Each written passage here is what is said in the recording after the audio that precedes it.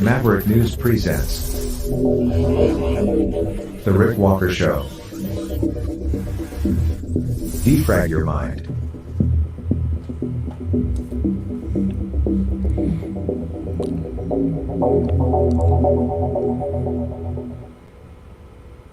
Hello, Maverick family, new viewers. Welcome back to the Maverick News Channel. I am back in Canada. Following about a week away in Costa Rica. And it is great to be home and back in the studio with you guys tonight. Starting at 7 p.m. again, though, because I was up pretty much all night driving and flying and driving. From there back to here, and I have a tale to tell you about inflation.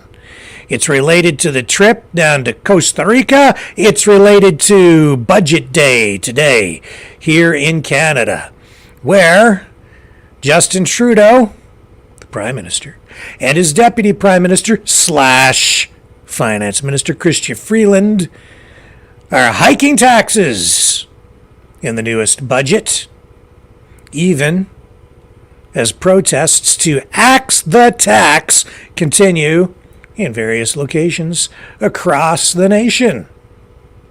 Plus, Israel still vowing to respond to the unprecedented drone and missile attack that we saw. An attack that did, in fact, involve hypersonic missiles. We'll tell you why that's very destabilizing. And what else do we have for you tonight? Well, with all that going on, you would think that the focus would be on just that, the destabilization of the geopolitical environment and the risk of a full-blown kinetic Third World War. And yet, the mainstream media, not really terribly focused on it tonight. They're looking at other things. The reality TV show that we're calling these days the presidential election, and other such things. We'll get into all of it when we come back on the other side of this.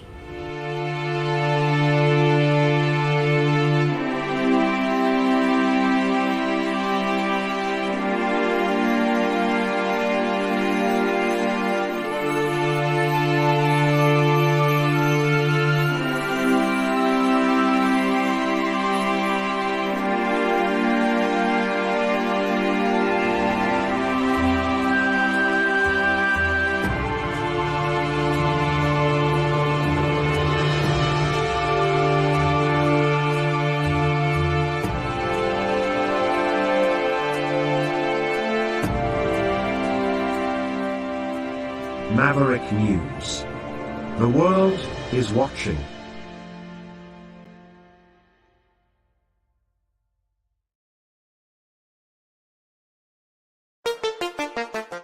The New World Order. Government overreach. The Great Reset. Mainstream media lies. Now more than ever, independent voices are needed. Donate now at freedomreporters.com. That's freedomreporters.com. Maverick News. The antivirus program for your mind.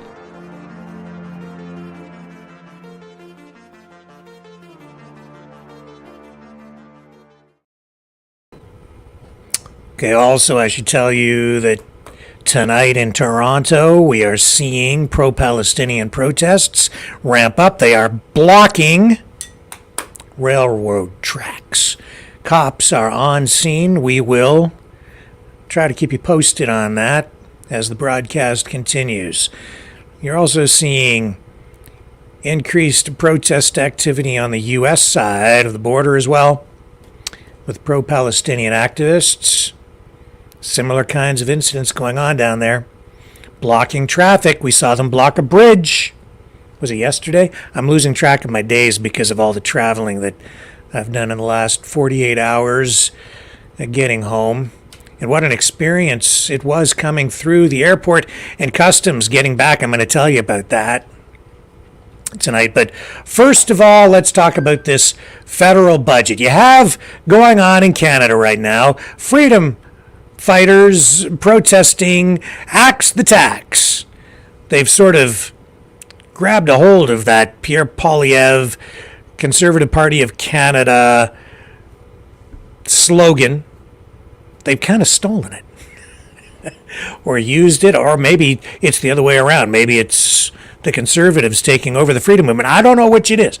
Either way, they're out there. They've been out there now for, I believe, 16 days approximately, 15 or 16 days, over 2 weeks, protesting, saying, axe the tax, axe the tax. Over here, over there, you have Pierre Poilievre, the leader of the Conservative Party of Canada, also yelling, axe the tax, axe the tax. And here comes the budget.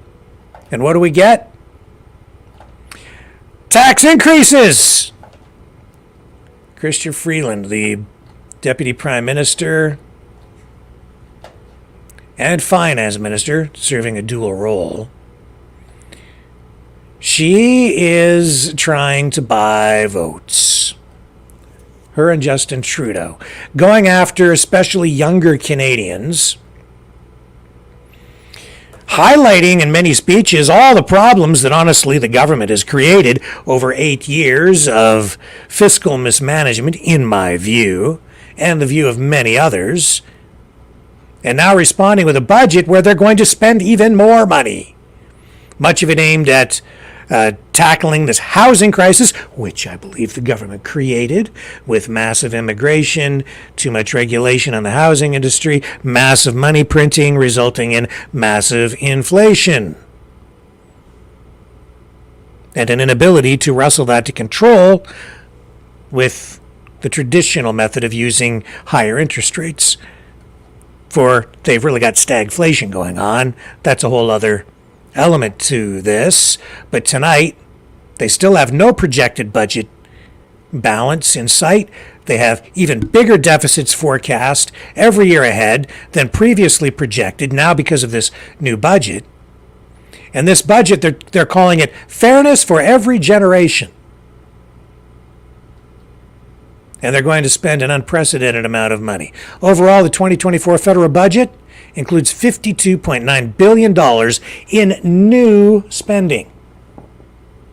Some of that is loan-based, and it's reliant on provincial buy-in, as well as an additional estimated $20 billion in new tax revenue, which is going to come from tobacco, vaping, sin taxes, and of course that carbon tax that's still out there. So they're going to rake in a whole lot of additional tax revenue, $20 billion in new tax revenue, while people are out on the streets protesting, literally on the sides of highways, protesting, axe the tax, axe the tax, not listening. So here comes the budget today. And they've increased spending. They're increasing taxes. That's what liberals are known for. Tax and spend. Tax and spend. We've seen unprecedented amounts of money printing, unprecedented levels of spending, unprecedented levels of foreign aid going out, unprecedented budget deficits. In fact, more debt incurred over the life of this Trudeau liberal / NDP government than all other previous governments combined. Let's go to the House of, let's go to Ottawa and listen to what Chrystia Freeland, the Deputy Prime Minister, has to say about this tonight. Here we go. Here's the Deputy PM and Finance Minister. Oh, hang on a second. I need to queue up this. I need to get it on the screen for you, don't I? That would help. Here she is. Chrystia Freeland, Finance Minister, on today's budget. A fairer future. To build a fairer future for younger Canadians, she says. We need to make sure our tax system is fairer too. In Canada and around the world, the 21st century winner-takes-all economy is making those at the very top richer, while too many middle-class Canadians are struggling just to avoid falling behind. The job of our tax system is to lean against this structural inequality, to fund investments in the middle class, especially in young Canadians, by asking those who are benefiting from the winner-takes-all economy to pay a little bit more. Today, our tax system doesn't do that. Today, it is possible for a nurse or a carpenter to pay tax at a higher marginal rate than a multi-millionaire. That's not fair. That must change, and it will. Our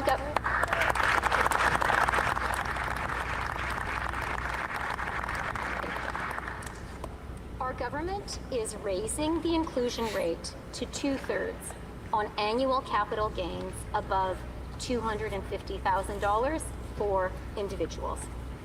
This new revenue will help make life cost less for millions of Canadians, particularly millennials and Gen Z. It will help fund our efforts to turbocharge the building of more homes. It will support investments in growth and productivity that will pay dividends for years to come. So, who will pay more? Well, Mr. Speaker, most Canadians have no capital gains in a typical year, so they won't pay more. The first $250,000 in capital gains every single year enjoyed by each individual Canadian will be taxed at the current rate. Individual Canadians enjoying this substantial annual gain won't pay a penny more. The lifetime capital gains exemption, an amount fully exempt from taxation, will be raised to $1.25 million. And this change will not, of course, apply to the sale of Canadians' principal residence, which is and will remain fully exempt from the tax on capital gains. Only 0.13% of Canadians with an average annual income of $1.4 million will pay more on their capital gains. For 99.87% of Canadians, personal income taxes on capital gains will not increase. Taxing capital gains is not an inherently partisan idea. It is an idea that everyone who cares about fairness should support.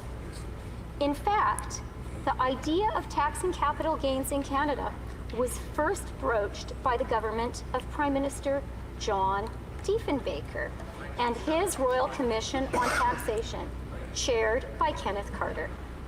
And Prime Minister Brian Mulroney raised the capital gains inclusion rate to 75%, higher than the rate we're establishing today.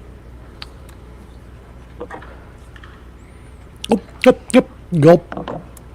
Yet, I know, there will be many voices raised in protest. No one likes paying more tax. No kidding. Even, or perhaps particularly, those who can afford it the most.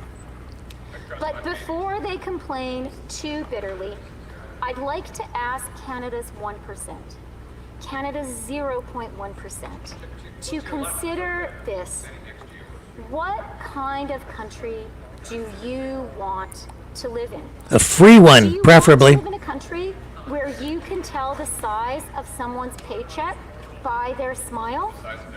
Do you want to live in a country where kids go to school hungry? Do you want to live in a country where a teenage girl gets pregnant because she doesn't have the money to buy birth control? Do you want to live in a country where the only young Canadians who can buy their own homes are those with parents who can help with the down payment? Do you want to live in a country where we make the investments we need in healthcare, in housing, in old age pensions, but we lack the political will to pay for them? You know what? I want to live in a country where the government gets out of the way and lets the market work, so that instead of focusing on a higher minimum wage for everyone, I want to get everyone the maximum wage. All right? I want to get everyone as much money as they can possibly make.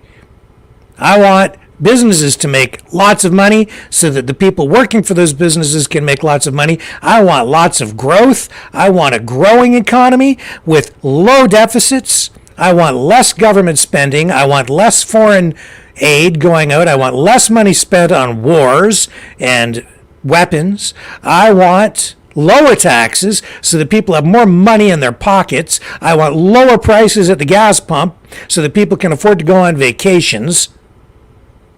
I want lower taxes so people can afford to buy the things that they need for their families. I want less money printing so there's less inflation.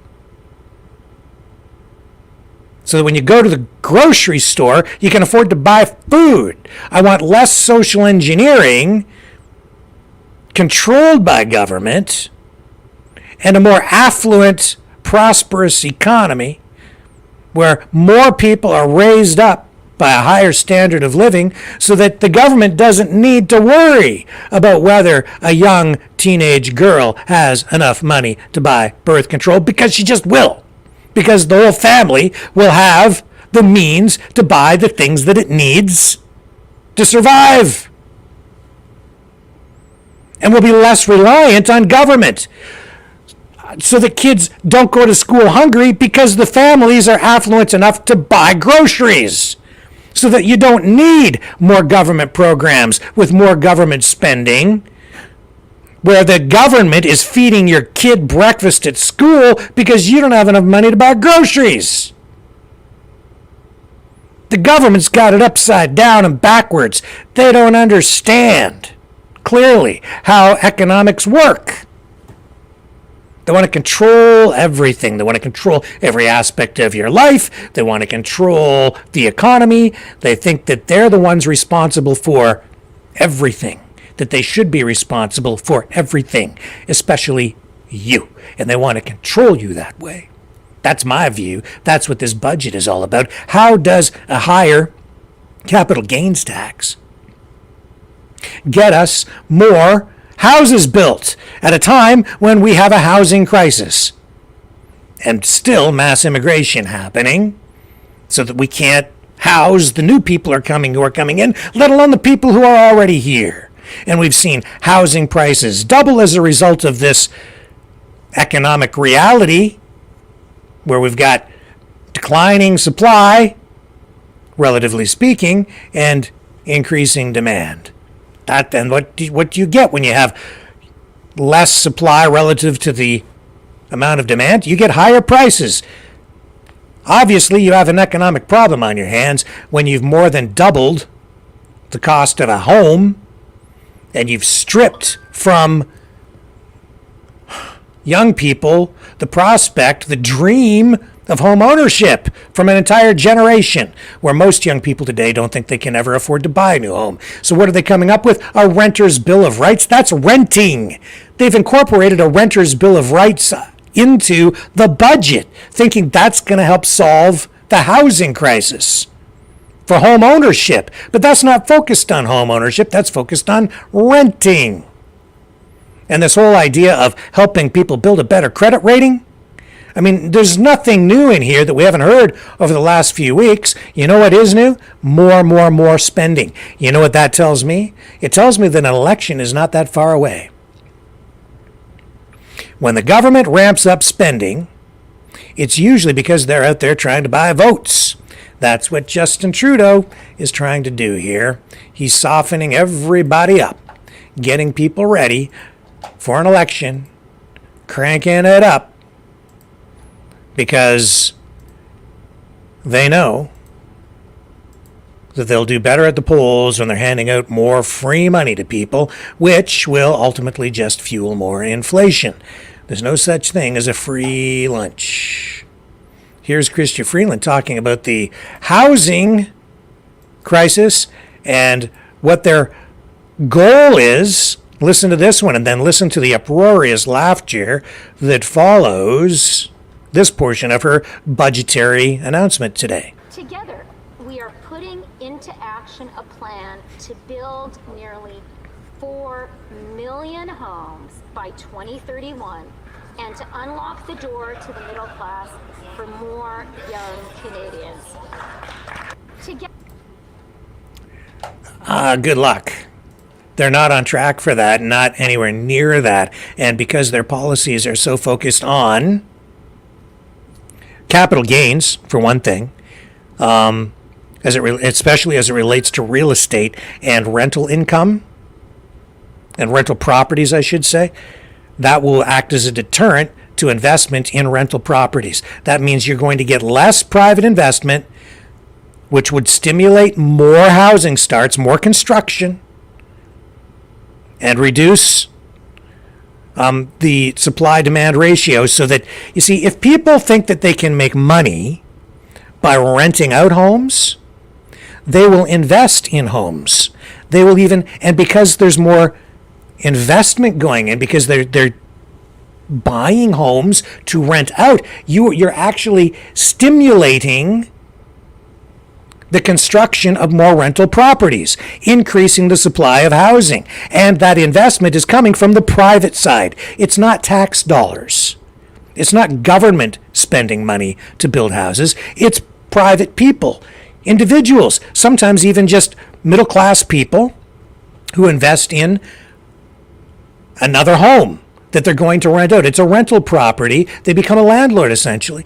By doing that, you've created more capacity for housing without spending a dime of government money. It could be you. You could work enough years to come up with a down payment to get a second mortgage on a second property and purchase the property, or even have one built so you can rent it out. Make money back on that over time. The rent, of course, pays for the second mortgage, and then you profit from that through a capital gain over many, many years, say the life of a mortgage, 20 or 30 years even. But you've created a place for someone to live in that amount of time. And over that amount of time, as they rent there, those people would have the opportunity to live and build a life and maybe get out of that rental because they have an affordable place to live, because there's been private investment in there. No, they want to tax the gains that a private investor makes in rental property at a higher rate, starting at $250,000, which, when you think about the price, the cost of a home today isn't really that much money, relatively speaking. So 20 or 30 years from now, or 10 years from now, whenever they sell that property, that capital gain, however much money they make on that capital, they would be taxed at a higher rate than what they're being taxed at now. That will be a disincentive again to anyone who would invest in rental property. So you're going to take more private money out of the market, and then you were even more reliant now on government spending to build houses. And what kind of houses do you get from the government? You get geared to income, low rent, rent-controlled stuff, housing projects. That's what you get from the government. And that's not the Canadian/American dream. That is government ghettos, basically, is what they're telling you they're going to give you here. That's my assessment. That's what I've seen all through history. In my lifetime, that's what these government programs aimed at housing ultimately give us. In Canada, it hasn't been as bad as in many places in the United States, I would say, when it comes to these kinds of housing projects, because they do integrate them into other communities.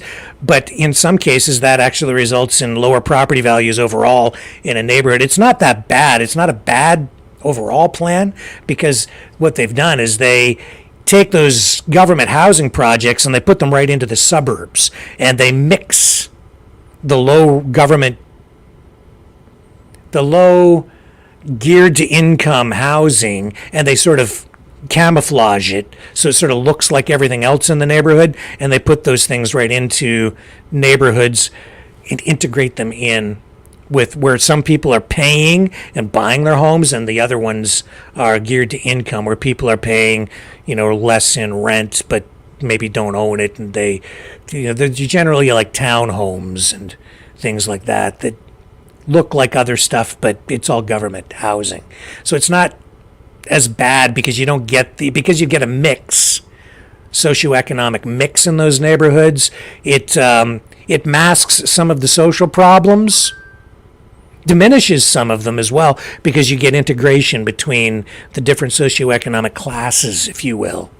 But it also lowers sometimes property values because you do get more socioeconomic problems. It's a complicated thing. I'm not entirely explaining it with the giving it the justice that it needs here tonight, but it's because we're dealing with this budget. And that's the broader issue here, right? It's about an approach to the economy, and we're getting more of the same really here with this government. Instead of prudent fiscal policy, we're just getting more spending. They have a problem with inflation, so what do? They give us policies that will really only give us more inflation. And then who do they blame it on? They blame it on the big corporations, the big companies, or investors, or even middle-class people who want to invest in rental properties or other kinds of investments. A capital gain can also be money that you make on the stock market. You invest your capital, your money, in other capital, which is stocks, mutual funds, and then you make a capital gain on that over time.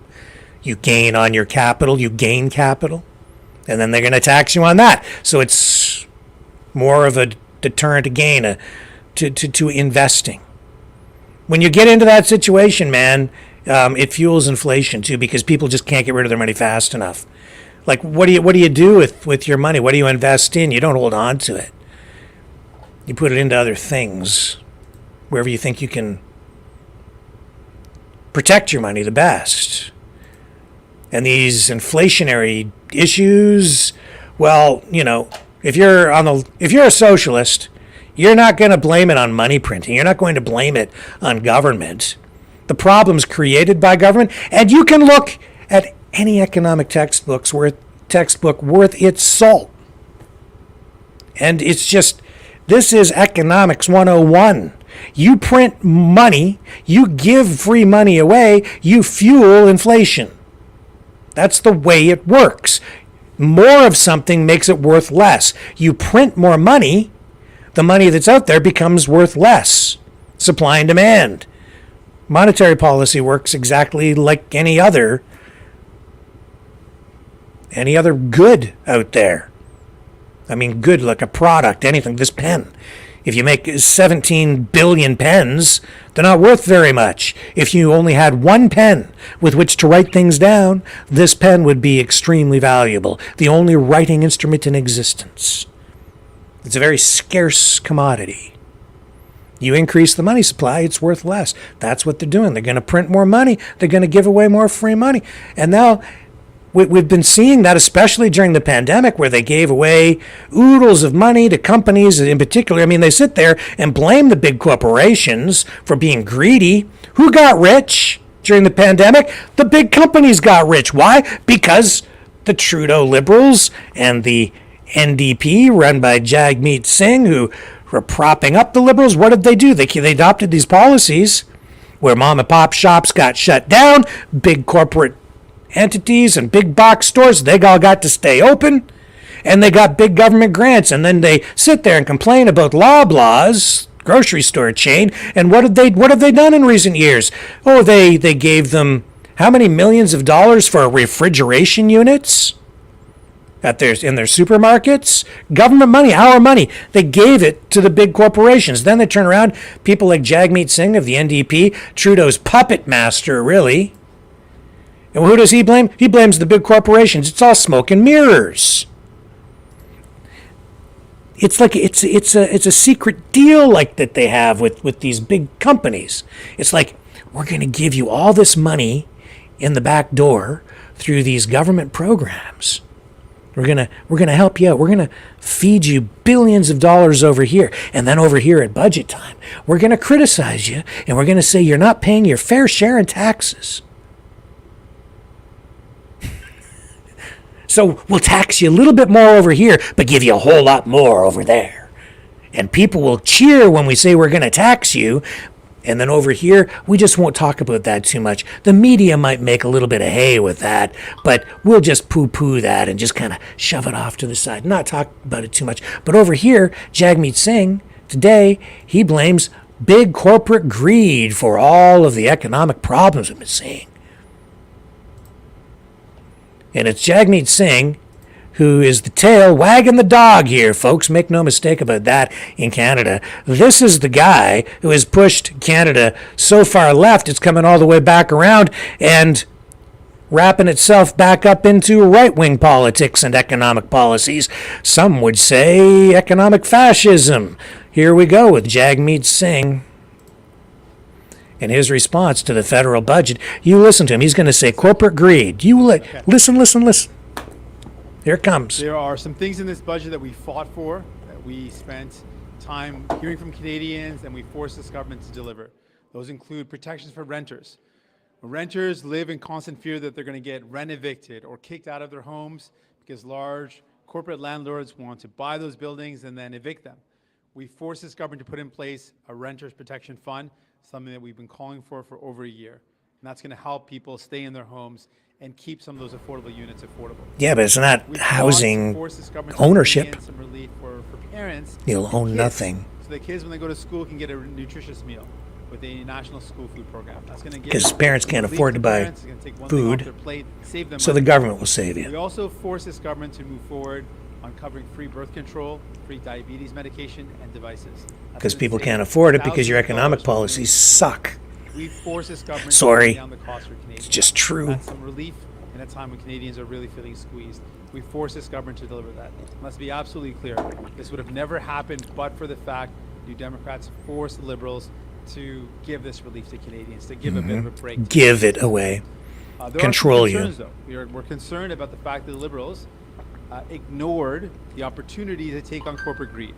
We know the major driver that is driving up the cost of living is corporate greed. When it comes to buying groceries. It's got nothing to do with government policy. It's not the government. When you're paying some of the highest cell phone and internet fees in the world, that's corporate greed driving up the cost of your cell phone and internet fees. When you look at trying to find a home, it is, but it's government. Keep on driving up the cost of housing, and corporate landlords are scooping up all the available housing. That is corporate greed. That's making it harder for people to find a home. That is a major problem and makes life unaffordable. The Liberals failed to use the opportunity they had to take on corporate greed. Let's also be clear about the Conservatives. The Conservatives want to take this all away from you.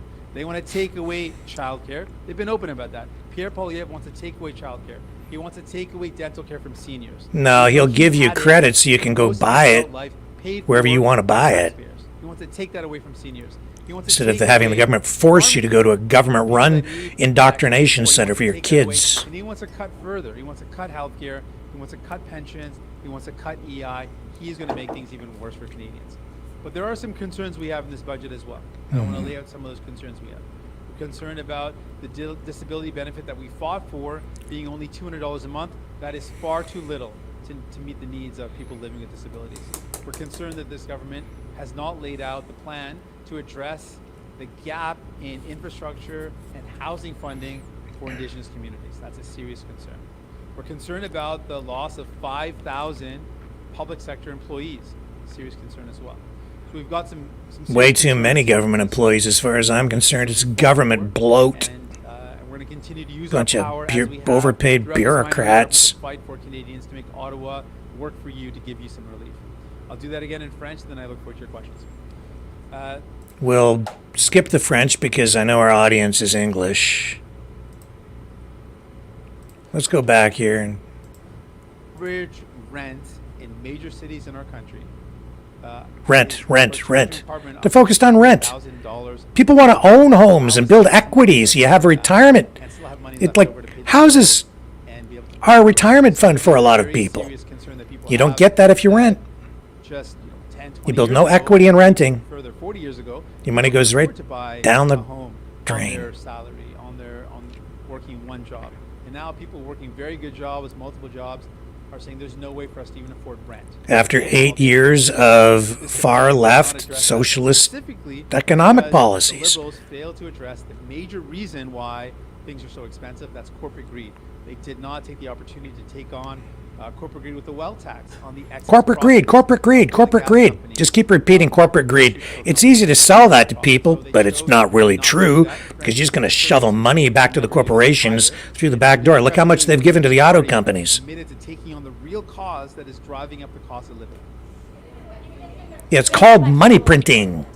So that's not a decision that we are making right now, and the reason for that is the following: while we fought for certain things in the budget that are very important, that are going to give relief to people, we have some serious concerns, and I want to hear from the Prime Minister what his plan is to address those concerns. What is his plan to address the fact that we're losing? Well, his budget's going to cut 5,000 public sector employees. How does he ensure that we're still going to get good service for Canadians? What is the plan to ensure that Indigenous communities that for so long have not received adequate funding for infrastructure and housing, what's the plan to close that gap? What's the plan to address the fact that $500 or $200 a month for people living with disabilities is insufficient? What is the plan to address those concerns? So I want to hear that from the Prime Minister before we make a decision. Any concern on the debt charges, sir? I mean, we're seeing taxpayers are going to be paying a lot more to service debt, and that's going to raise some questions about what they're getting serviced. Is that a concern for you as you call for more spending? So we've long raised the concerns that this Liberal government should be cutting spending when it comes to billions of dollars in subsidies to oil and gas companies. We can't afford that. They should be cutting Because they hate oil, billions of they dollars hate gas. on private consultants. We've said that they should have cut the Conservative corporate handout, which to date has resulted in $60 billion of money in their pockets, money taken out of Canadians' pockets. So there are significant things that we would do differently to ensure that we are actually being very responsible. Yeah, he'd take it even further to the left and wrap it around into the right. Ensure that The super rich pay their fair share. radical that right. We are not wasting money on subsidies to profitable oil and gas companies, and that's billions of dollars. Yeah, we hate oil. wasted in that way. Can't have energy. These things that the Liberals- Let's tax the crap out of it.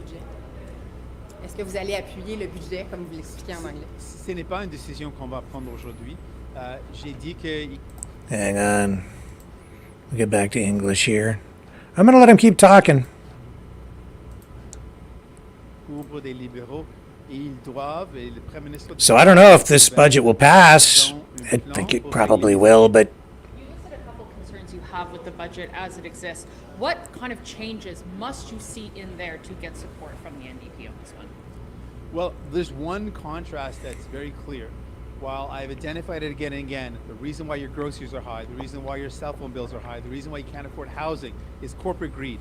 And the Liberals are failing to address that, and the Conservatives won't do that either. The Conservatives and the Liberals are far too close to wealthy CEOs and big corporations to take on the real reason why Well, the yes cost of and living is no. so high. That's a contrast. It's clear to me that the Liberals and nor the Conservatives are ever going to address that.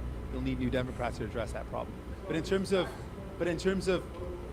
the specific question, I need to hear a plan from the Prime Minister. What is his plan to respond to the concerns that I have before we make a decision? But you listed a bunch of concerns there. Do you need all of those concerns filled? Like, what is the must-have of those concerns in order to secure your support? Well, each and every one of those are very important concerns. So I want to hear what the plan is. Like, how is the Prime Minister going to guarantee that there's not massive cuts to services for Canadians with the cutting of 5,000 employees? How is he going to justify to people living with disabilities that $200 a month is enough to meet their needs? I need to hear a plan on that before we make a decision. So is the supply agreement blown up now, sir, with we're not sure you're going to support the budget, you're ready to go in an election? Is this where we're at? Where we're at right now is there's things in the budget that we fought for that are there. There's problems that we have. I want to hear what the plan is from the Prime Minister to address my concerns. Thank you so much, Misty. Missy. So that's non-committal either way. I'll tell you this, the reason I stayed on him so long is because he holds the key to power. He's the kingmaker, or the king dethroner. He really is.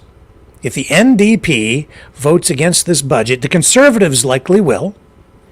If the NDP votes against it, the government would be forced to call an election, because this is a key piece. It's a key vote. If a budget fails, if it's not approved in the House, it becomes a vote of confidence.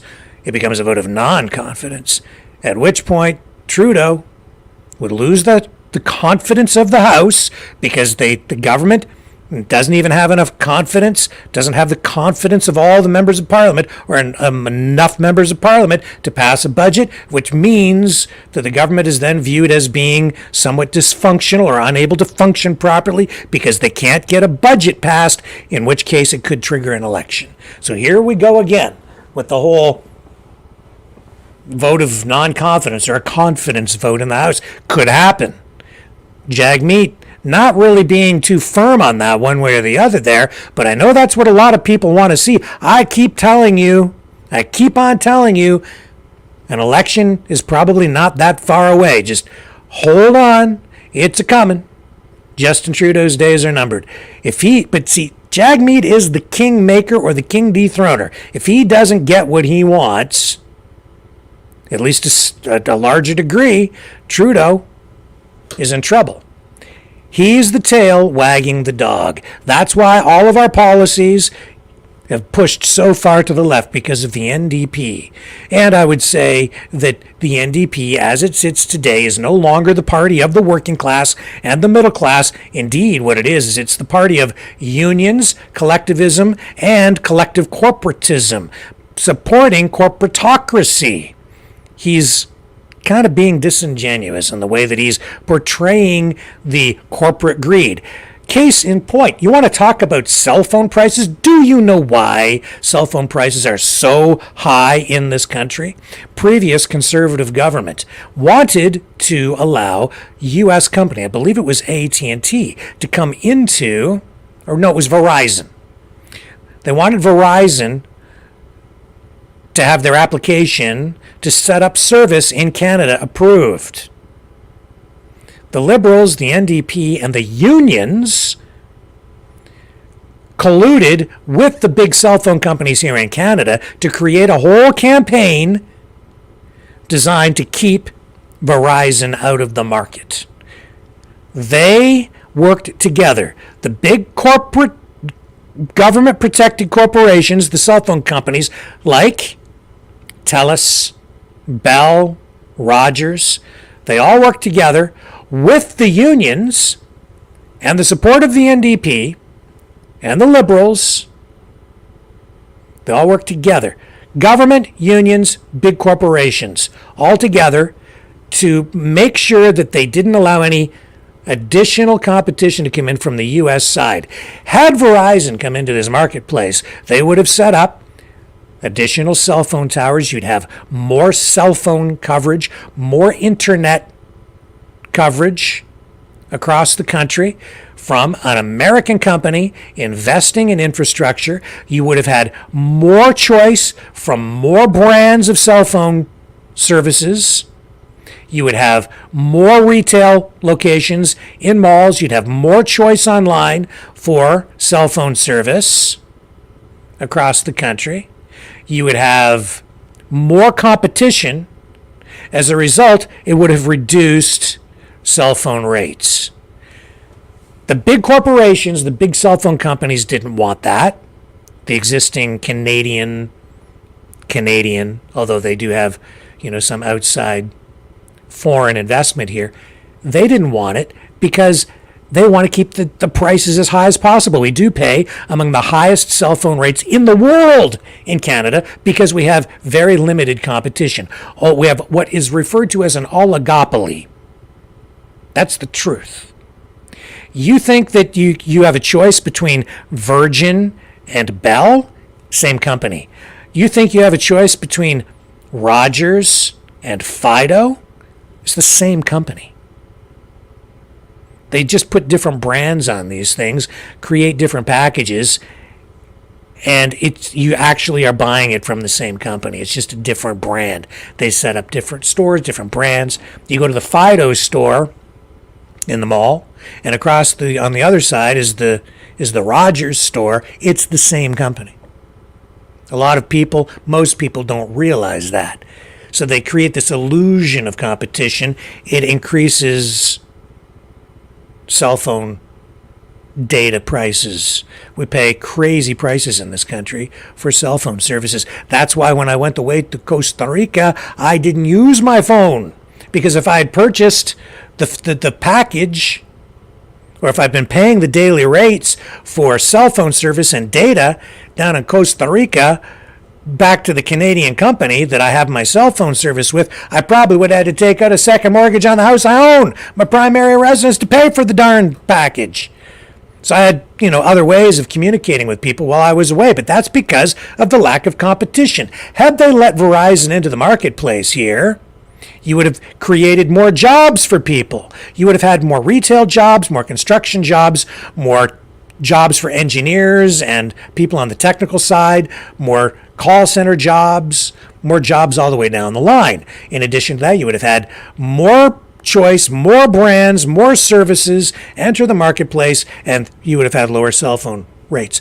But because corporations that exist in Canada colluded with the unions, who also want to keep the rates high because they then get higher wages, they can demand higher wages for their membership, for their employees, because the cell phone companies have higher prices.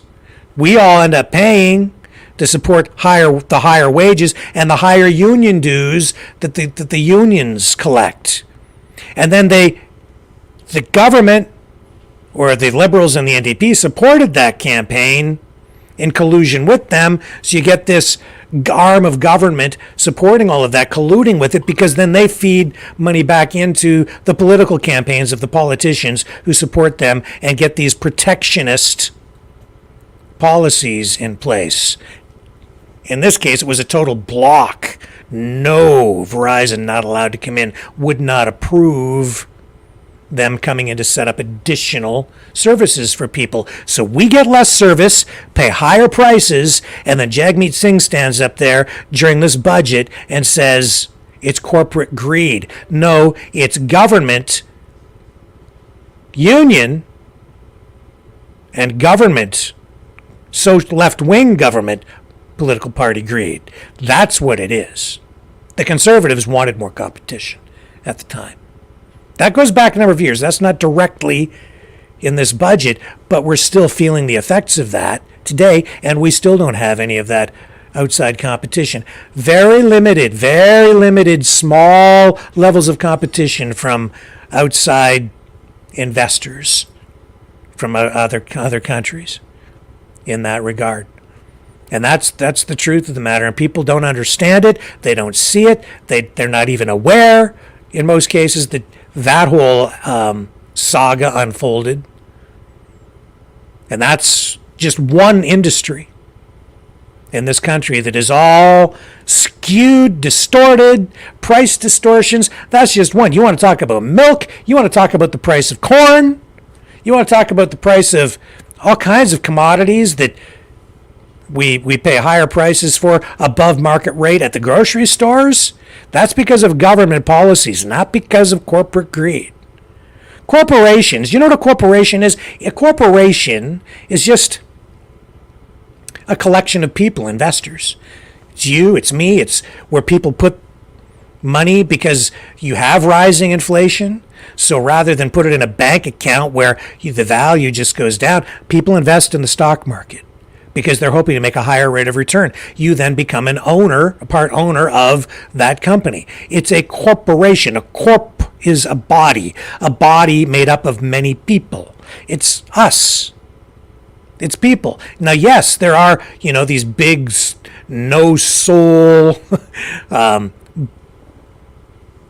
corporate entities that exist, of course, made up of shareholders. And some of these big, faceless, nameless, non-human entities do exist as big companies, and then they invest as well in the stock market and fuel more and more growth. But the bottom line is, it's about shareholders.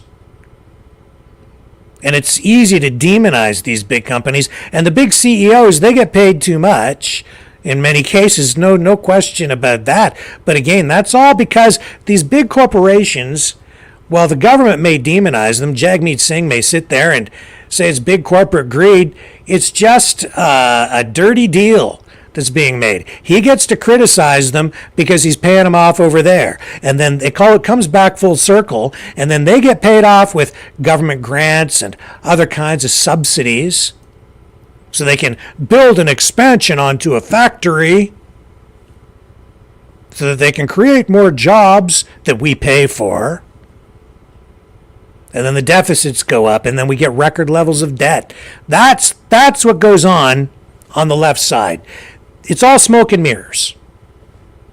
They sit there and tell you that they're propping things up and they're helping the little guy while they're handing oodles of cash to the big corporations. And why would they do that? Because it's the executives and the CEOs. Ultimately, they get the big paycheck at the end of the day. And why do they get the big paycheck? Because they get paid because it's not just about running a company efficiently. It's about schmoozing with the right politicians and bureaucrats to make sure you get the subsidies and the tax grants on the other side. If you're running a big auto company, the only way you can survive today is to make sure that you get your handout from the government too. They're all feeding at the public trough. They've put them all on corporate welfare so they can control the big corporations the same way they want to control you and me and all of us with free health care, free dental. Oh, your kids can't afford to eat? Don't worry about it. We'll just feed them before they go to class at the public indoctrination center that they call daycare or public education. And then people turn around and they complain because their kids are being subjected to all kinds of social engineering. They're not being raised the way that the parents want them raised. They're being raised the way the government wants them raised. And why is that? Because the parents can't afford to keep them, can't afford to take care of them, can't even feed them breakfast. So off they go to the public indoctrination center. And then parents wake up when their kids turn 18, 19, they come home from college, if they even get that far, if they can even afford it, even with the government subsidies for tuitions. They turn around and the kids come home from school one day and they're like, "Are you even my kid? With your purple, green, orange, spiky hair and the tattoo of the snake on your face and 17 pronouns and who knows what else is going on." And nothing against whatever people want to do, but if you are afraid of your kid coming home so you don't even recognize them or that they don't reflect your values, and maybe those are your values, you should, I guess, have the right to try to raise your kid any way you want. But if you don't have the means to take care of your family, then you lose control of your family. You lose control of your destiny and your legacy. It's an existential threat to you as a person. That's what these economic policies do to people. Not to say that people shouldn't have a helping hand up, but my goodness, have we not seen the effects of this? And yet I still hear people, in the face of this economic crisis we're in, unprecedented levels of inflation and taxation, and they think that a lot of people think that the solution is more government. Jagmeet Singh is trying to sell you exactly that, and so is Trudeau. He has to because Jagmeet Singh is forcing him to.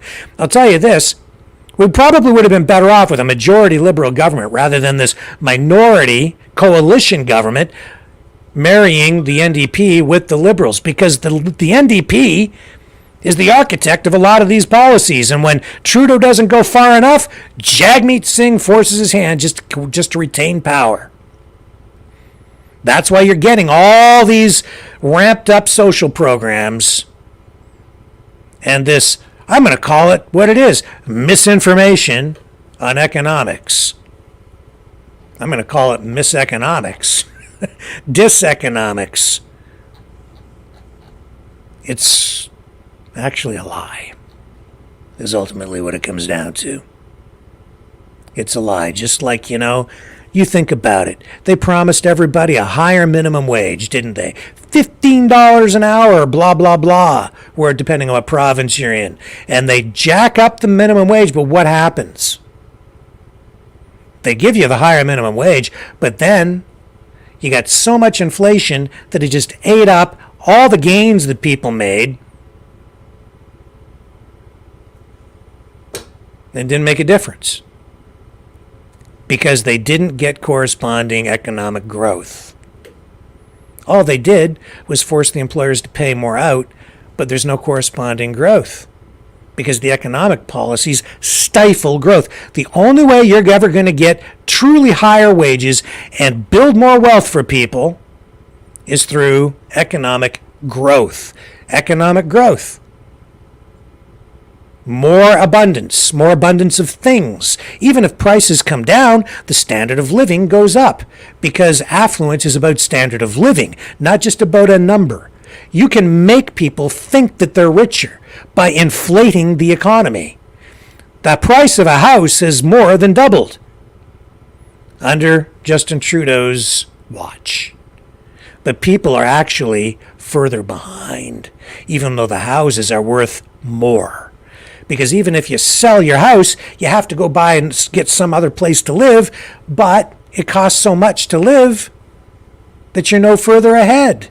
And the people who don't have a house can't even afford to get into one anymore. And so overall, it's very unfair.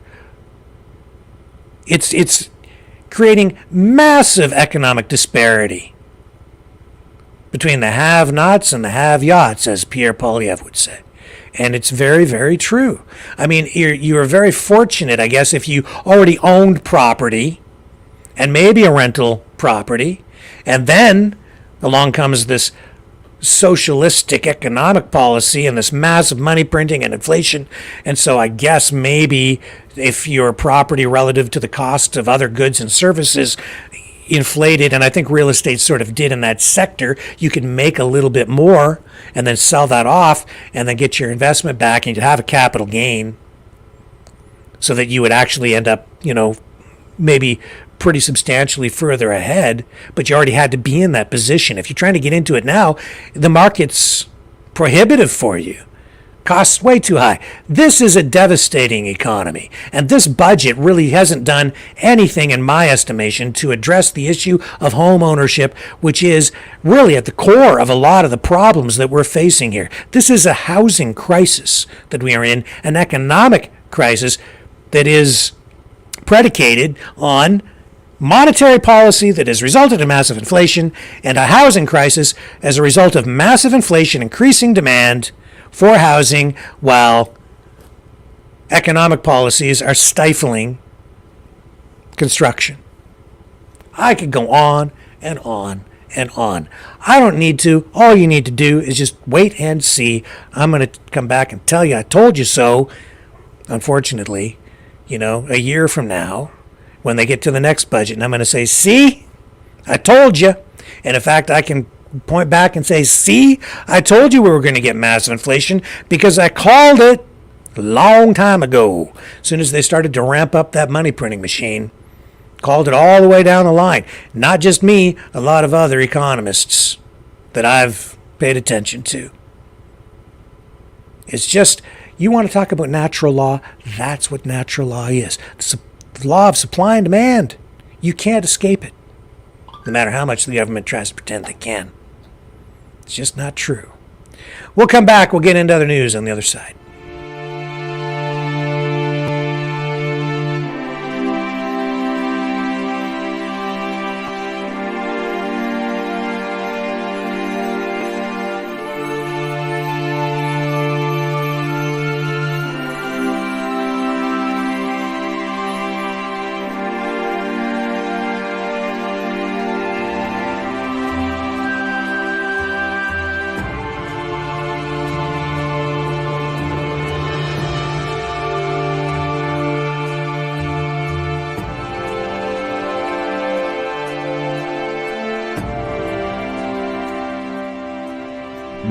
Maverick News. The world is watching.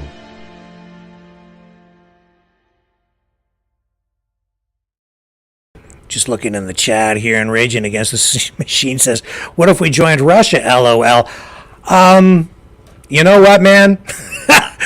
I think that we're probably closer to that than a lot of people think. Yeah, I think that it seems like everybody wants to invade us these days. We've heard Tucker Carlson talk about invading Canada. We've heard Jackson Hinkle talk about invading Canada.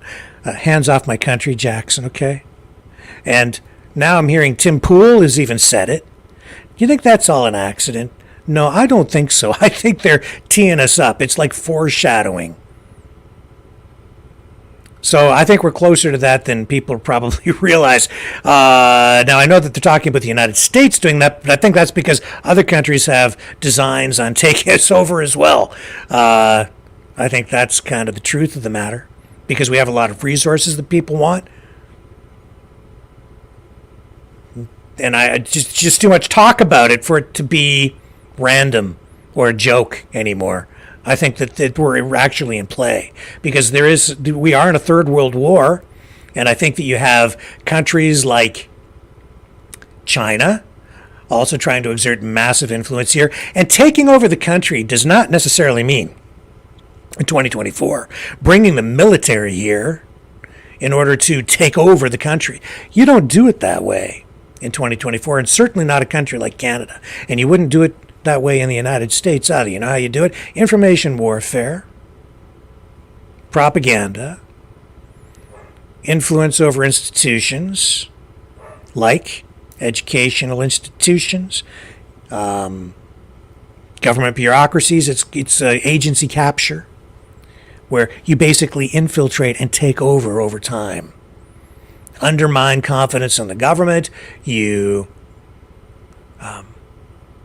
employ the techniques of intelligence services like the old KGB, now the FSB, as we've been, I'm sure most of you have seen that Yuri Bezmenov video explaining how it's all done over time, and the techniques today are much more sophisticated than that, and it's hard to tell exactly who it is who's playing in the background, but I can tell you this: China's a big player, Russia's a big player, the United States is even a big player, and I think they all have their sights set on Canada. And I don't think that all these people saying, I think we should just take over Canada, I don't think it's so much of a joke. I think people really do want to take over Canada, or at the very least have massive influence here so that they can profit from our resources, our water, our oil, our lumber, our minerals.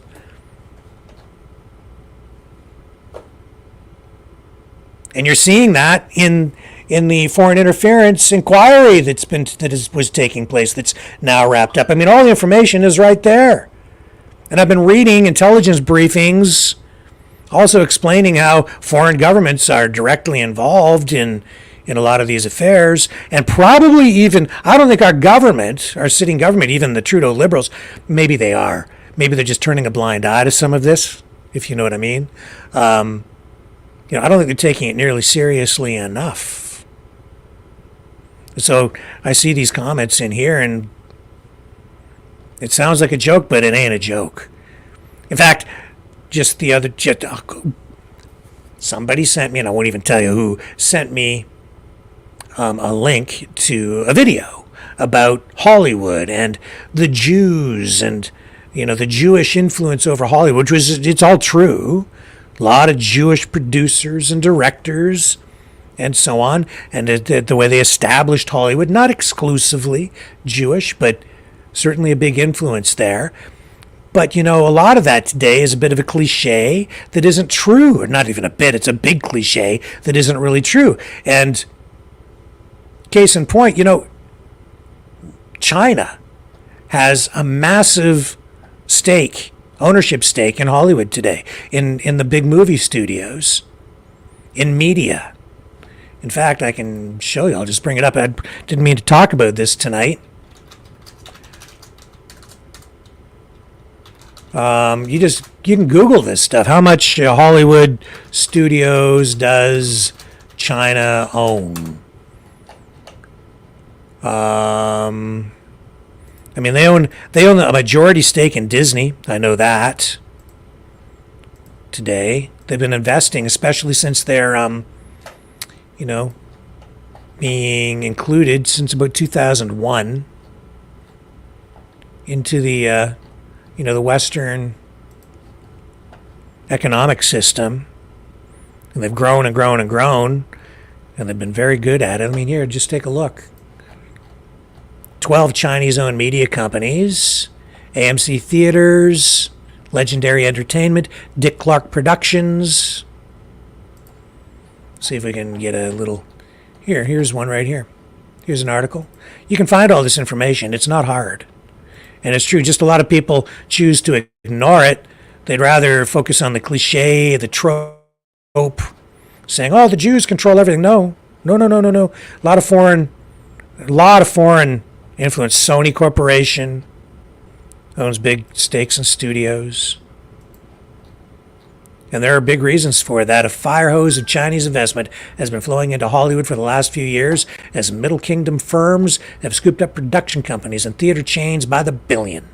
And while D.C. has finally taken notice and is asking the government to take a closer look at foreign ownership of American content companies, Chinese firms have already accumulated a substantial portfolio of media and entertainment-related companies, often at healthy premiums.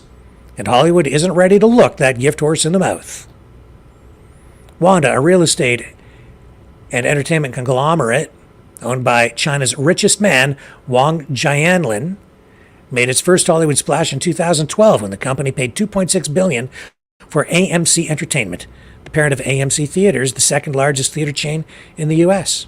Wanda-owned AMC paid $1.2 billion to acquire Carmike Cinemas, in a deal that just closed in November. It goes on. Wanda paid $3.5 billion for the Jurassic World production company in January, even though Legendary lost $500 million last year, according to a Chinese regulatory filing. However, plenty of Legendary's high-octane action and fantasy flicks have been bigger hits in China than the U.S., such as Warcraft. Wanda spent $1 billion to acquire the producer of the Golden Globes, American Music Awards, and New Year's Rockin' Eve. The deal marks Wanda's first foray into television after spending billions on the big screen, and that's Dick Clark Productions.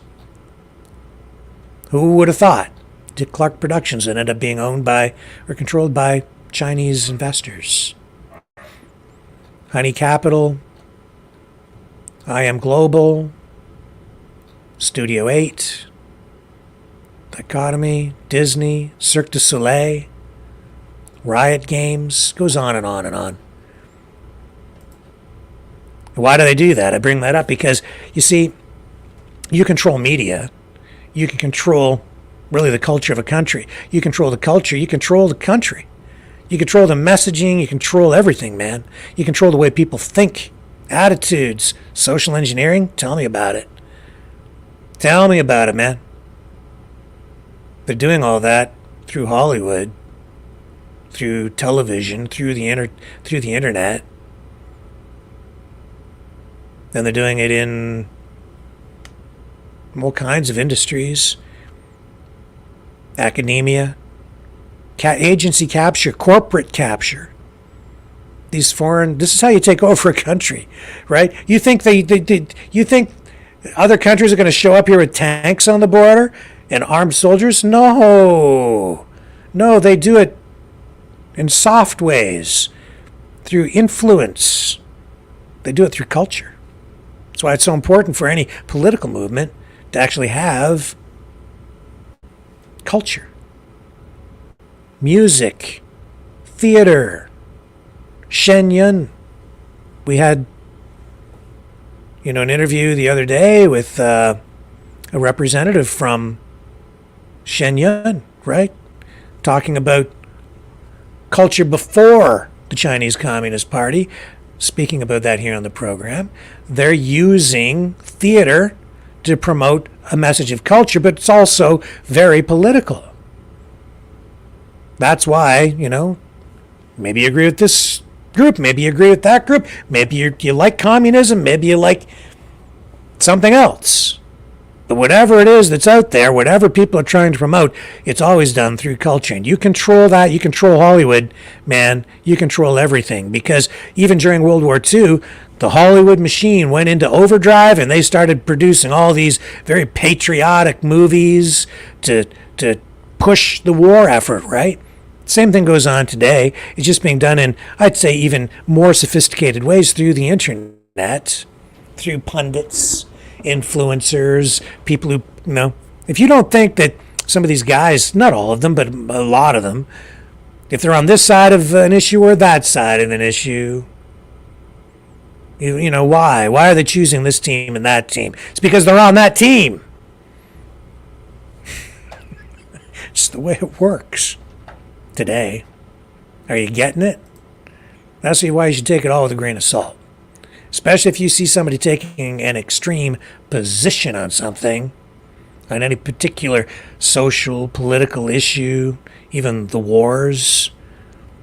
Might be wise to say, is that person really unbiased, or are they trying to sell me something?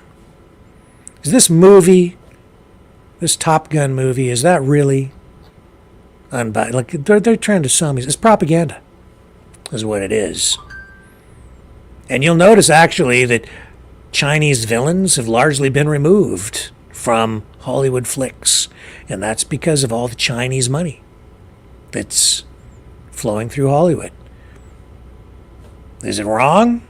It's just the reality, man. We need to be aware of these things, though, to be intelligent and responsible consumers of media. Unfortunately, most people just swallow the stuff up with their eyes and their ears and their emotions blindly. And they get sucked right down into it. And it comes in all different forms these days, doesn't it? Speaking of propaganda, we're seeing lots of that on both sides of this issue over in Gaza, Israel, Iran. The other night we had Kevin Michelizzi on, right? Providing some pretty good analysis, I think, of what happened with those drone and missile strikes against Israel from Iran in response to their allegation that Israel took out the embassy in Syria, the Iranian embassy, the building there, killing some top Iranian military officials, including a couple of generals. Israel responded saying, we don't comment on foreign media reports in situations like this, so they wouldn't really comment on it. The New York Times reporting that they have sources that have informed them that indeed it was Israel that launched this attack against the embassy. Iran finally responding, sort of knowing or even telegraphing that they were going to do this, I would say, to the West and certainly to Israel. And then in the analysis from Kevin, it was like, you know, his premise was that, or theory, backed up by evidence, is that Iran could have done a lot more damage than they did if they had launched multiple waves of drones and missiles instead of stopping when they did. On the Israeli side and the West side, where you see the United States and the UK assisting, and possibly even Jordan, maybe some other countries as well, in defending Israel, they're saying that their defense forces prove that they have superior technology, that they're able to stop these things. But the hypersonic missiles, Kevin said he didn't think that they used them. Wasn't sure, didn't think that they used them. He said, show me the proof. Because there was reported only minimal damage, and we hadn't seen any actual video of the impacts at that point. And I said immediately, even the night of the attacks, as there was video flowing out there, all kinds of video and information online, I said, take this all with a dose of skepticism, because a lot of this is propaganda. And I saw influencers out there taking extreme positions on this, saying that the Israeli Iron Dome is being overwhelmed with this attack from Iran. Indeed, that was not the case. In fact, the vast majority of the drones and the missiles were shot down.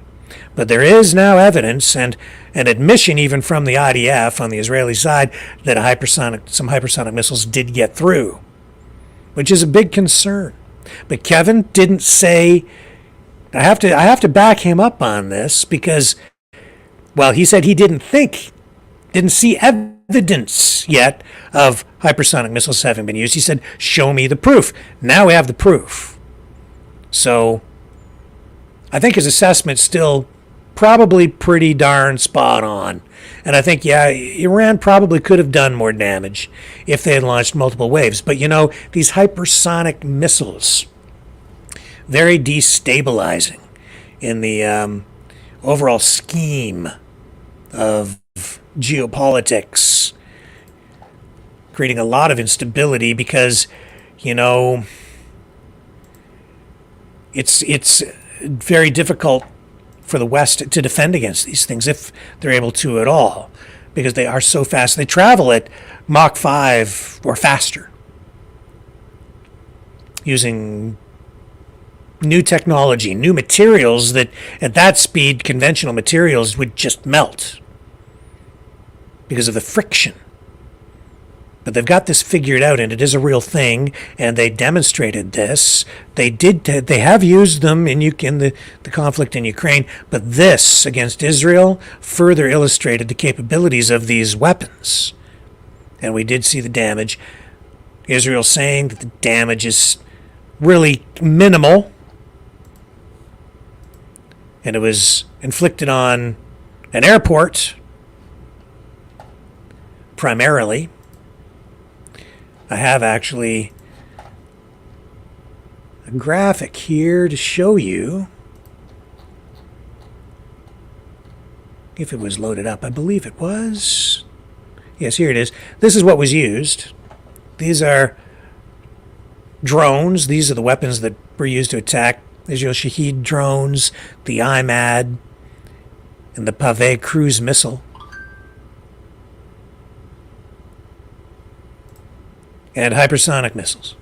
These hypersonic missiles, they're not only fast,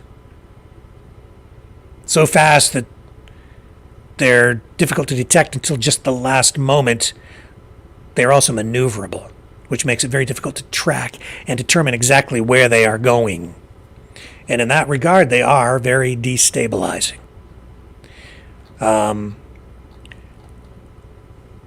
Strategically, it creates more problems in the field. It is a big concern because these missiles, just the kinetic energy from them alone, even without a warhead, massive explosions as a result because they come in at such velocity. Now you couple that with explosives and the damage can be devastating. And because it sort of compresses the amount of response time that is available to someone trying to defend from these weapons, you have really only minutes to first identify these targets, determine where they're coming from, determine whether you should shoot it down or not, how you're going to shoot it down, where is it going. And normally with like a ballistic missile, you would have lots of time because it travels over a big arc, over a long, and it's detected fairly easily. And because these are such new weapons, it isn't exactly clear how well countries will be able to defend against them. And we've just seen that they got through the Iron Dome. We've seen claims from the U.S.-Ukrainian side that these hypersonic missiles have been shot down in Ukraine. Whether that's true or not, I don't know. Using Patriot missile systems, I suppose it's possible because they may come in the final leg at sub-hypersonic speeds. I don't know. I can't determine how truthful those statements about the Patriot missile system shooting down a hypersonic missile from Russia how accurate that really was or how truthful. But it is destabilizing because it's now technology that Russia has provided to Iran. And while we had sort of mutually assured destruction with nuclear weapons, this further destabilizes things now because it creates a whole new dynamic where some of these missiles could even be equipped with nuclear warheads potentially. So it's hard for even the risk to be assessed at this point. What are these missiles equipped with as they're coming straight at you, and you only have minutes, like maybe 5 or 6 minutes tops, or maybe less, maybe even seconds, to determine whether you shoot it down or launch your nukes or launch other counter weapons over there to make these strategic decisions. I've been doing some research into it, and consulting firms that can provide information to intelligence services and government and defense agencies are very concerned about this. You go back even like 5-6 years ago, they were focused on these things. Basically, 3 countries have had the technology: Russia, China, and the United States, a distant third. They have the technology, but they don't have the weapons. Technology to a limited degree, but Russia and China have missiles that they're deploying now. This is something that puts ships at risk, may not be able to defend against missile attacks. What kind of weapons would you use to shoot down hypersonic missiles? Maybe lasers. You got to be fast. Here's an intelligence briefing video discussing the new realities of the geopolitical situation. This, I don't know what you call this. Is this like a new Cold War? I'd say it's a new warm war of some kind.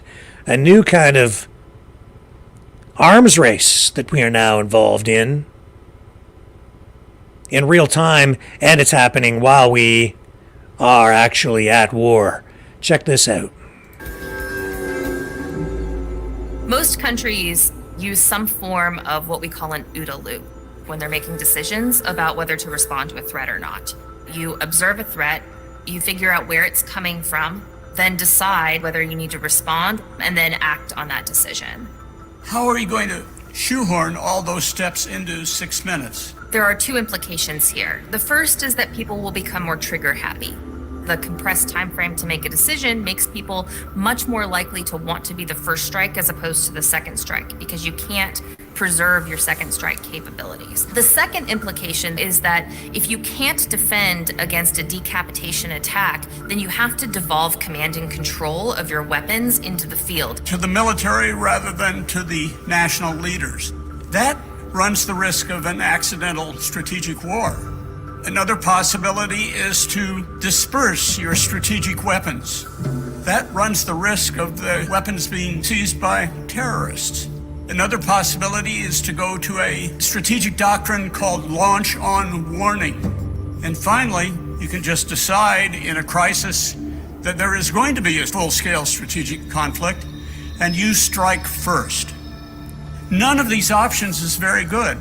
I think the world will be a more dangerous place unless we have some sort of an agreement with each other to not share those technologies. The end state that we're trying to avoid is the proliferation of hypersonic technology, not just to rogue nations, but also to nations with regional rivalries that could prove to be very destabilizing. What we're recommending is a kind of addendum or amendments to the missile technology control regime. This regime could be supplemented with some controls on hypersonic components. It would be a waste of time to do this if the US or Russia or China plan to export complete missiles. If you can just start with a trilateral agreement between these 3 major nations, that would be taking a really effective step in terms of controlling the proliferation of these weapons. I am optimistic about the US, Russia, and China. It's in their interest to do this. And there's time to do it. Not a lot of time, but a few years. That was 6 years ago. And that is from the Rand Corporation. 6 years ago. Iran has the technology now. They have the missiles. They have the weapons. Some might say it provides a new balance in the Middle East. Others will argue that it's destabilizing. I think maybe both. Israel, surrounded by adversaries for a long time, provided with nuclear technology from the United States. A lot of power there, a lot of muscle, a lot of resentment, a lot of violence. And now, this. So now, Iran, Russia, they have a strategic, a military, a technological advantage, and they're using it to exert some pressure in order to get what they want politically, and using it to respond to this attack on their embassy. And the United States telling Israel now, do not, if you attack, if you proceed with an offensive against Iran, you'll basically go it alone. The United States, Biden administration saying they won't participate in offensive action against Iran. And yet the Israeli officials still tonight vowing that there will be some sort of response at some point in the not very distant future against Iran as a result of the attack involving missiles and drones. And Israel not accepting responsibility, not saying that, not admitting that they were responsible for that strike on the embassy in Syria. It's all politics. It's a game. And it's a very dangerous game at this point, because even though Iran doesn't have or isn't talking about nuclear capability, they have indicated as well in a statement that they have several new weapons that they are prepared to use if Israel responds and attacks them again. Or maybe for the first time, depending on which narrative you choose to believe. That's the problem as well, right? You don't know what to believe anymore. It's very difficult to know who's telling the truth, who's spinning a yarn, who is outright lying, and how information is being used with partial truth in order to spin up a lie over here. So whose side are you on? There's a new reality out there, and the reality is it's hard to know what's real.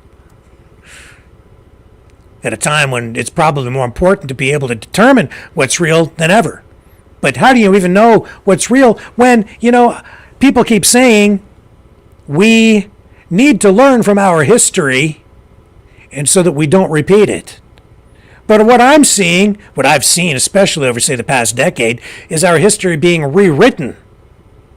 I don't even know what history to believe half the time anymore. Because we're told, that history was a lie.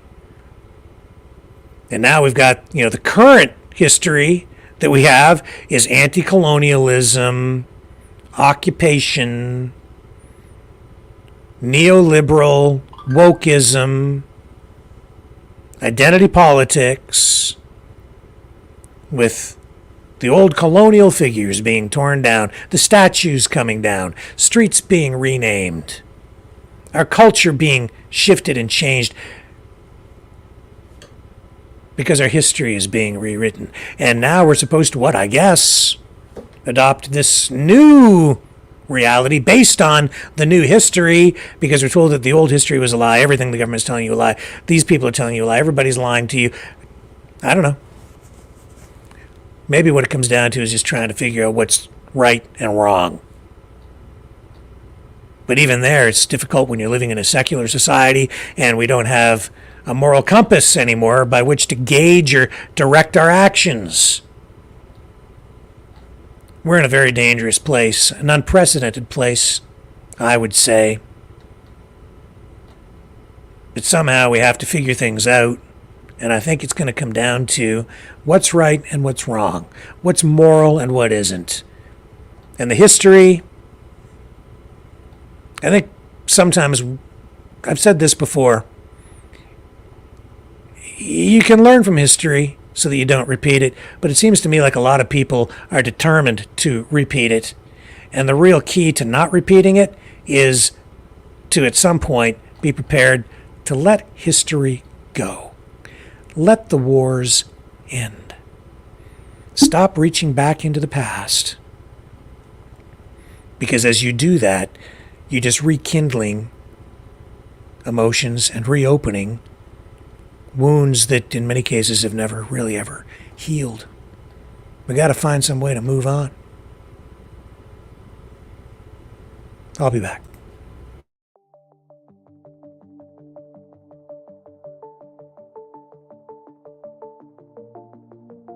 Greetings, brave Mavericks. Our quest for truth continues. We go beyond fake news. Together we expose propaganda. Together we pull others out of rabbit holes. We are maverick thinkers.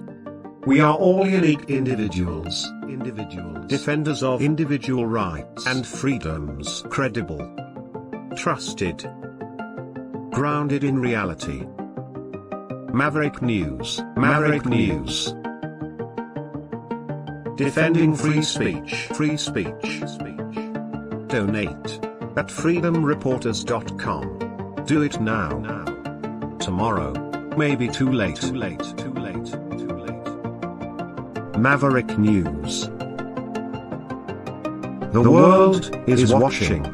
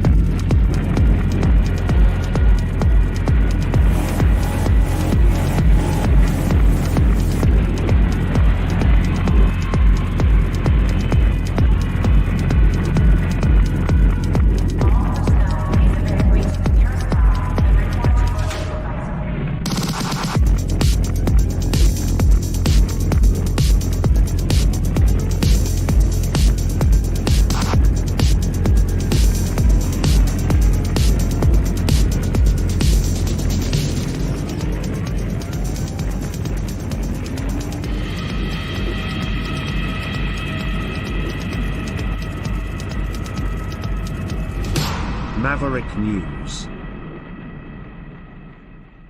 The world is watching. So I'm going to show you kind of the craziness that's going on out there, all because of Gaza and the Palestinian protests that are happening here. But I want to just come back a little bit for a moment to the economy and the state of the country here in Canada and the U.S. I was down in Costa Rica. I told you a lot of people are thinking of just, they got to get out of Canada. I was kind of there myself for a while during the pandemic. I wondered if I'd ever be able to leave the country again because of the lockdowns and the hard authoritarian sledgehammer that the government was taking to people at the time. But hey, I made it out of the country. I made it back. No issues to speak of, although it was very 1984-ish when they were scanning my face at the airport with new machines that Customs had set up. That was a new experience, I'll tell you. All very digital, all part of that ArriveCan app, which I don't have on my phone. I just used my passport the old-fashioned way, but they scan that now.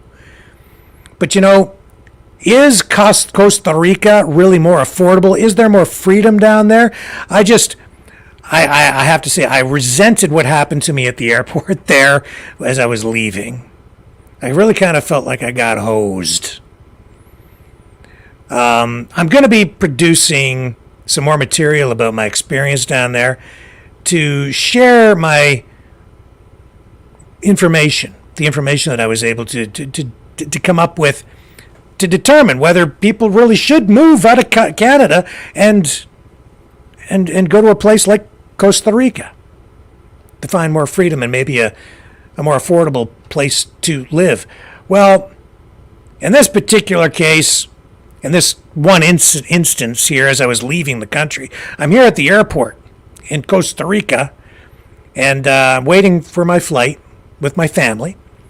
And I walked down. I was going to get something to eat at the airport. Now, of course, you expect to pay some inflated prices, right? But it's Costa Rica, so it's supposed to be more affordable. Well, this was my experience when I went to buy a slice, not a whole pizza, a slice of pizza at the airport in Costa Rica. And I do want to remember this moment. Here we go. And I do want to remember this moment. So I'm recording it for everyone to see. Never in my life have I paid so much for a piece of pizza. It's not just a slice of pizza, it's an experience. Let me flip the camera around and share this moment with you. There it is, a player's pizza, a slice of pizza. Yeah, they play you all right. Wow, $18 US.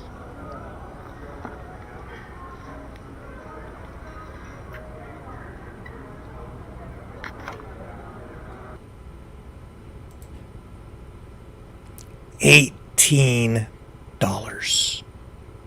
US for a slice of pizza. Cut in half, so I guess it was $9 for a slice. Times two. Now, it was good, but I've never paid so much for a slice of pizza. I expect to pay some inflated prices at the airport. When I went down there, I thought, what are they going to charge for a slice of pizza? It'd be like, what, $8, $9, $10? Max 12. 18 US. I was like, when the girl at the cash register told me it was $18 US, first I had a heart attack. I died. Then I came back to life. I had an afterlife experience. Refocused.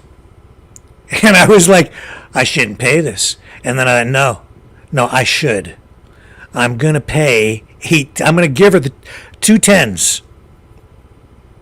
And I okay, here you go. $20. I got $2 back. And I thought, it's worth it. It's worth it so that I could go through the experience of being completely screwed. Oh my. Wow. What's $18 US work out into Canadian? 18 USD to Canadian today is $24.88. Is that even possible? Is that accurate? Come on. That's what it is? I just did the calculation online. I went to there it is. I'll just double check it on another currency converter. Okay, so it's $18. Hang on. Stop that. Okay. $18 US to get $24.88 for a slice of pizza. Come on.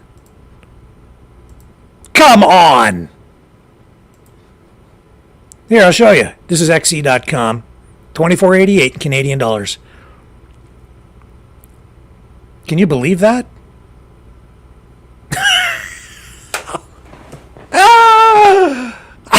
I paid it. I paid it. I paid it. Oh my. Oh, wow. Anyway. That's at the airport. But I'll tell you this. Even at the airport in Toronto, I didn't have to pay that kind of coin for anything. You get hosed there, but not like that.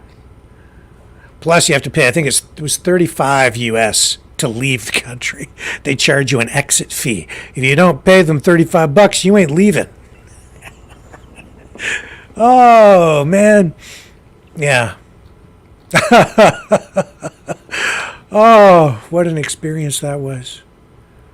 I didn't find that was more affordable living.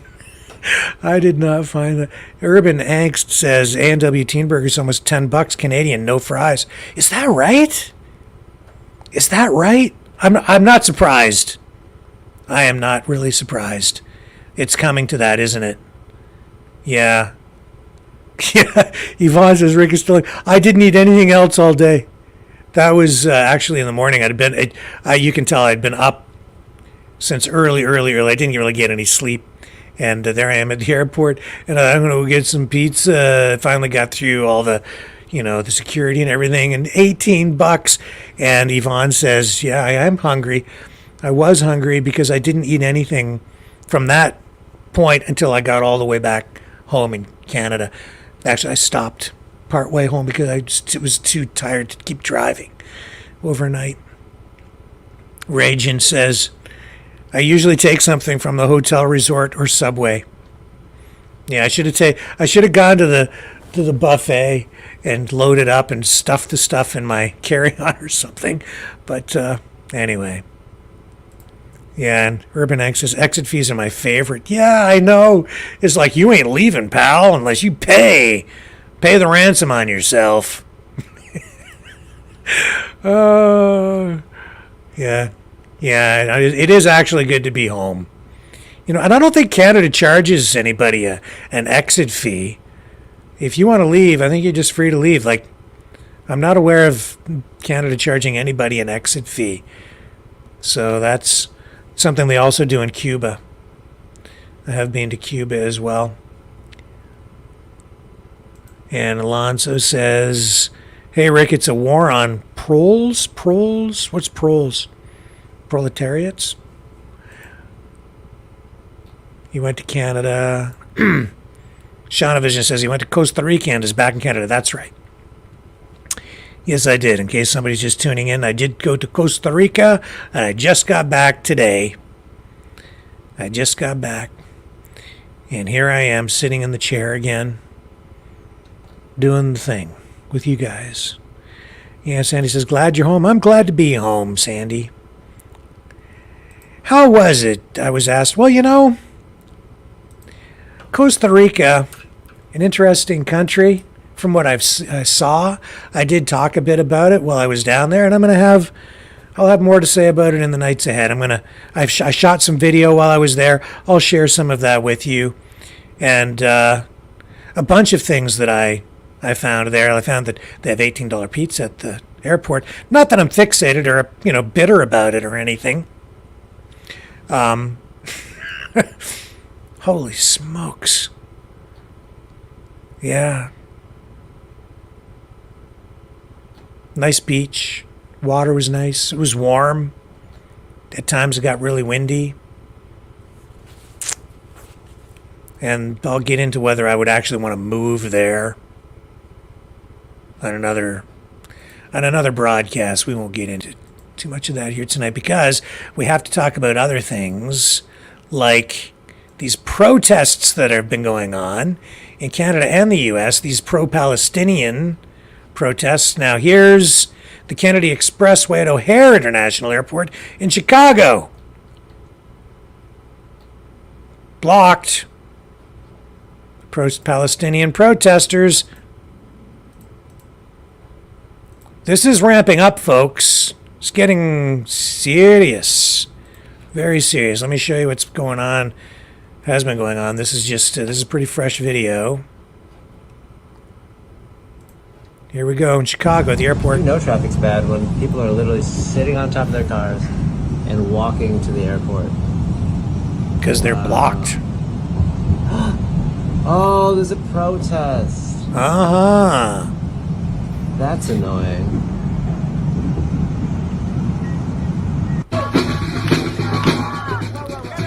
Oh, yeah.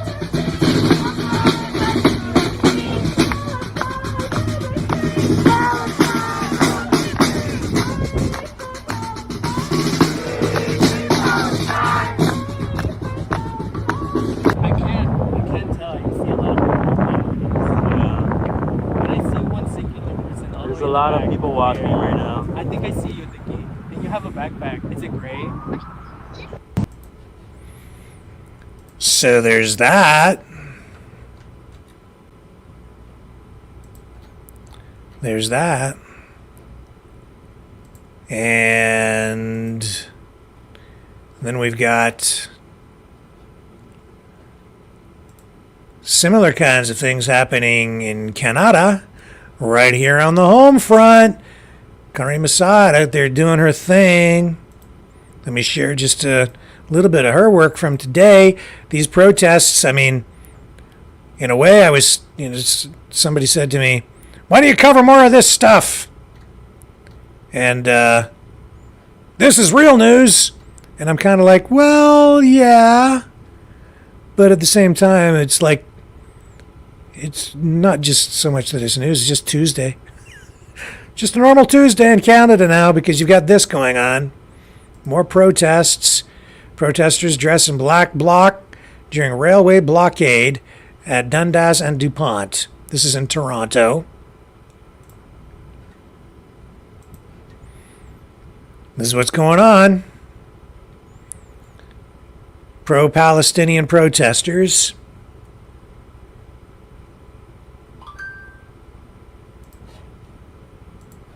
in Toronto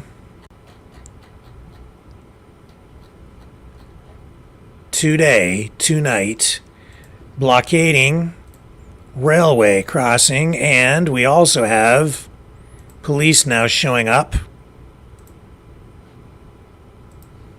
And I don't know where this is going to go, but I don't know. Every day it feels like we're getting closer and closer to serious confrontation between police and these pro-Palestinian protesters.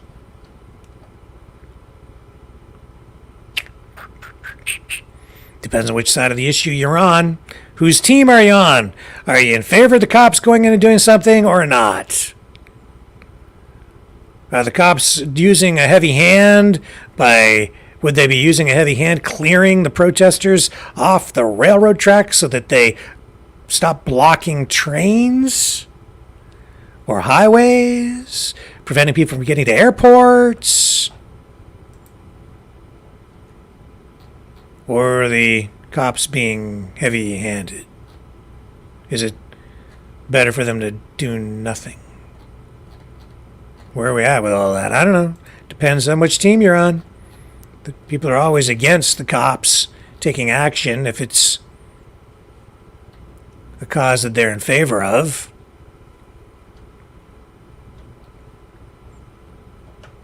And Zachary Tisdale posts this tonight on the reposts this from the Hub, saying the Islamists will turn on the communists the second they're no longer useful. Indeed, I have been saying that what we are seeing is convergence, political convergence, the joining of the communists and the fascists, or in this case the Islamists and the communists. And some would argue that the Islamists hold some far-right, maybe even fascistic political ideology incorporated into their belief system.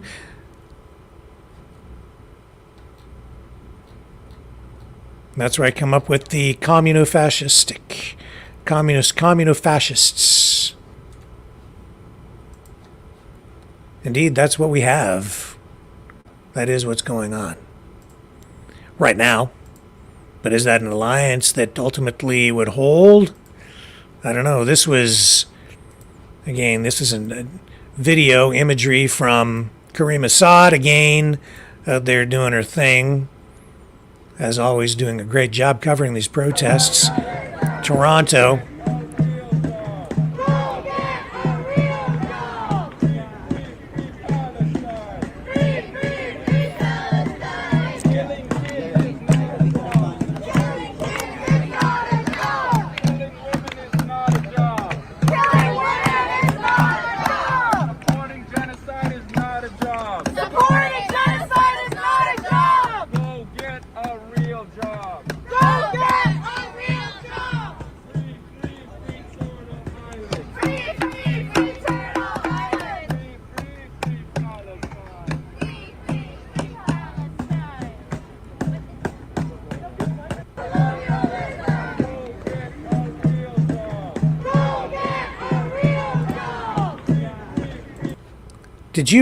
Are you hearing what they're saying? Colonialism, first word in that clip. Then they're saying free Palestine. And then they say free Turtle Island. Do you know what Turtle Island is? Turtle Island is like all of North America and South America and a bunch of other stuff. It's where we live. We are the occupiers. See? Well, who would they free Turtle Island from? Us. Anybody who moved here, I guess. In particular, the colonialists, the colonizers, the occupiers. Same ideology. Same thing. Applying the same logic, the same ideology, the same political message. In Palestine, it's right here too. So I don't know where that goes, folks. Don't know where that goes. Makes me nervous, to be quite honest, to hear that chant. It can only mean one thing, and it means what it means. It means what they're saying, and I don't think they're joking. Free Palestine. Look what's going on in Gaza now. Free Turtle Island. That's right here. So what does that look like? What else do I have to say to just... I've been talking about this for the last... on this program, like the last couple of years now.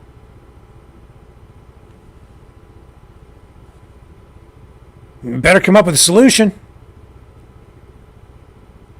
Hopefully that isn't violent, that allows us to live together, or we're going to be in a pretty tough situation here all the way around. Steve says it goes ugly, Rick. Yeah, I mean, Steve, I get it, man. I'm worried about it. I think we all need to be worried about it and focused on it. And I think people, honestly, are asleep. They don't even...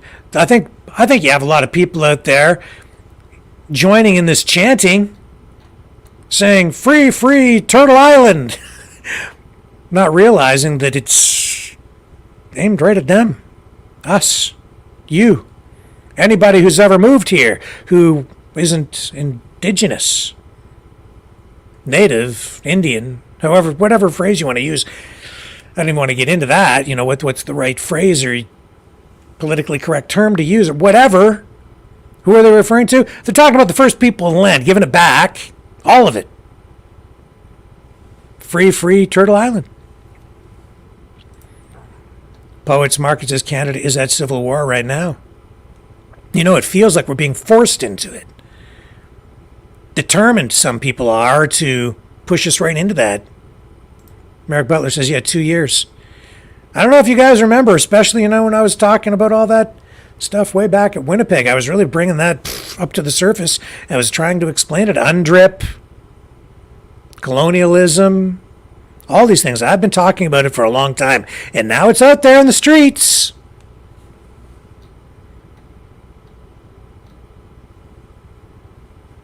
It's out there, man. I just...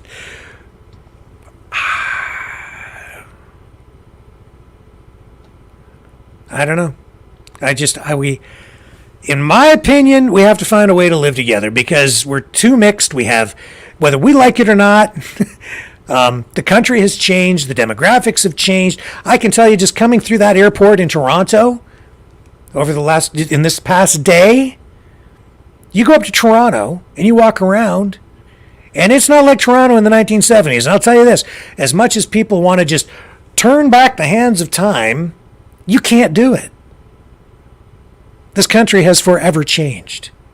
It's already happened. There's no turning it back. And if we try to turn the hands back, it is not going to end well.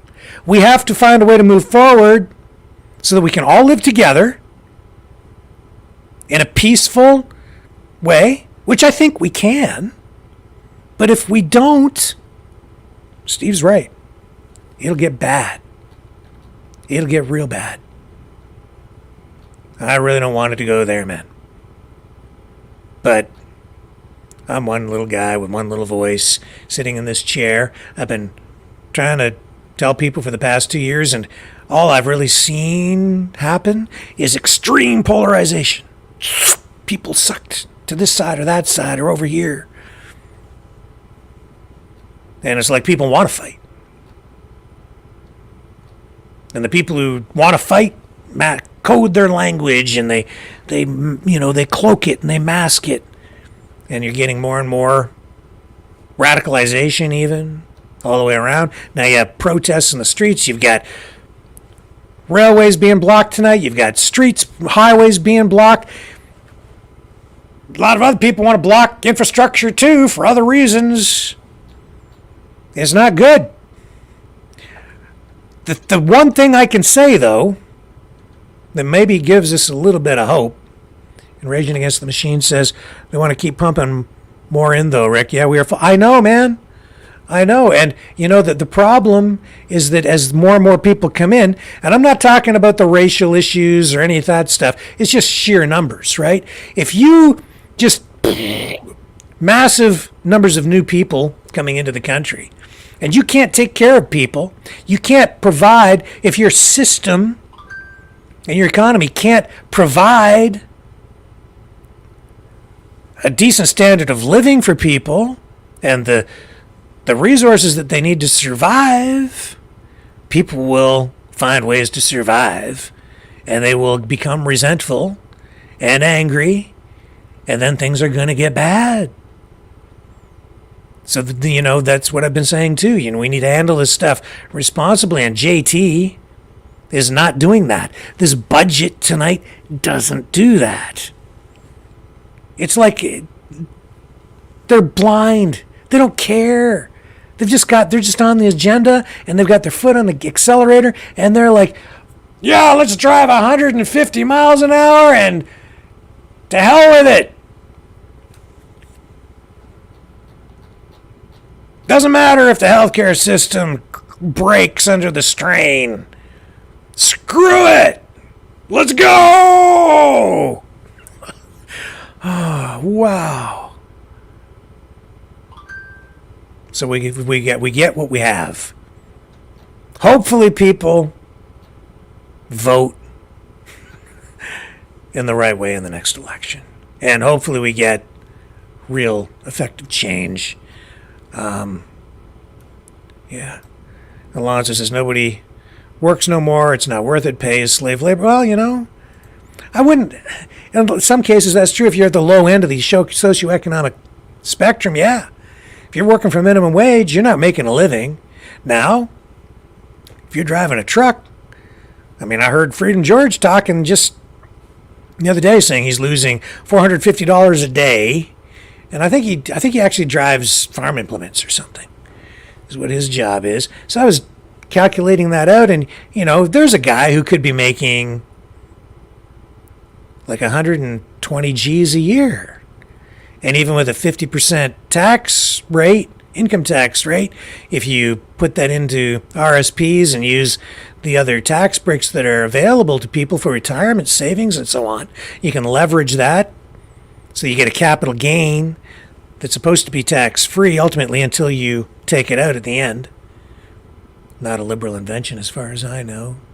A liberal financial tool, no. But anyway, it's all there available to people. So, you can make a decent living if you get a good job. But not everybody can get a good job. And with all the new people coming in, a lot of them are scooping up the low-end jobs because they don't speak the language here, one of the languages. Anyway, you know the issues. This is just not a good situation. And now all this division over what's going on in Gaza. I'm telling you, man, what's going on in Gaza directly related to what's going on here.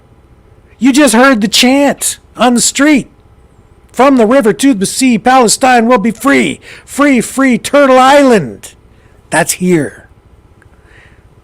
That's here. And those people protesting in the streets, a lot of those people look awful familiar to me. Look a whole lot like the Occupy Wall Street kind of people. Oh, it is. Plus new people, plus. But yeah, they're very good at protesting.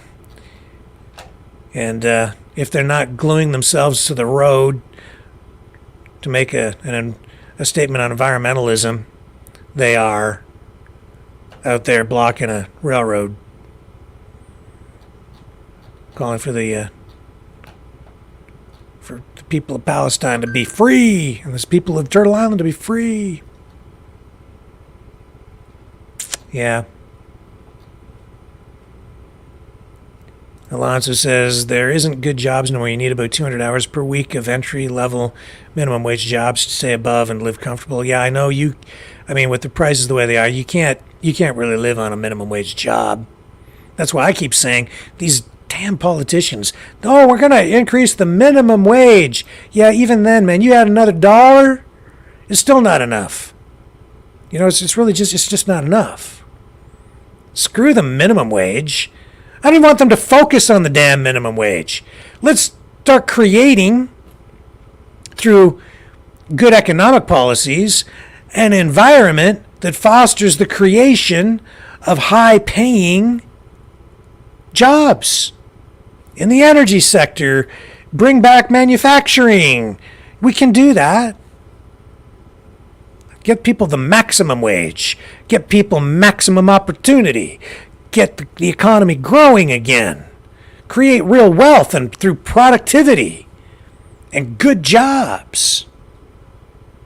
Not Mick jobs, good jobs. And, Jagmeet Singh, all he ever talks about is things like rent, renters' rights. Screw that. I want to make so much money for people. I want everybody to make so much money they can buy a house so they don't have to rent.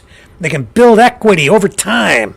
Their equity, and not the kind of equity that, they have to hand over to somebody afterward because they feel like they're a victim.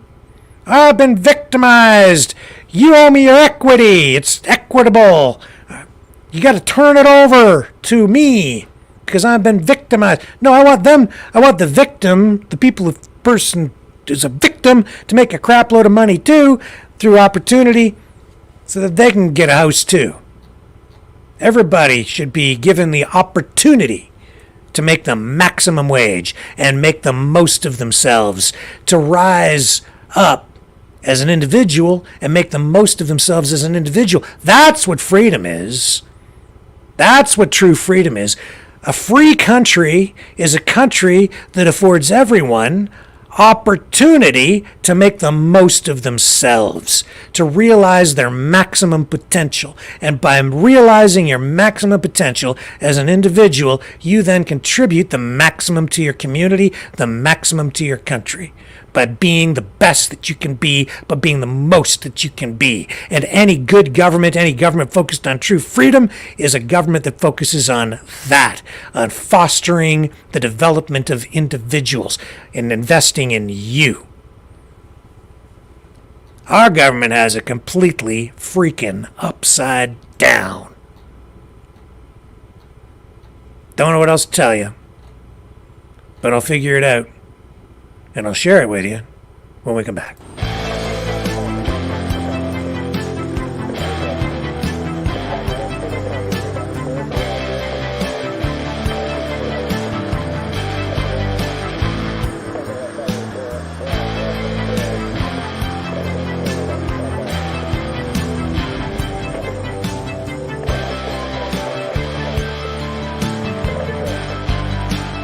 Maverick News. Fighting for freedom. The New World Order. Government overreach. The Great Reset. Mainstream media lies. Now more than ever, independent voices are needed. Donate now at freedomreporters.com. That's freedomreporters.com. Maverick News. The antivirus program for your mind.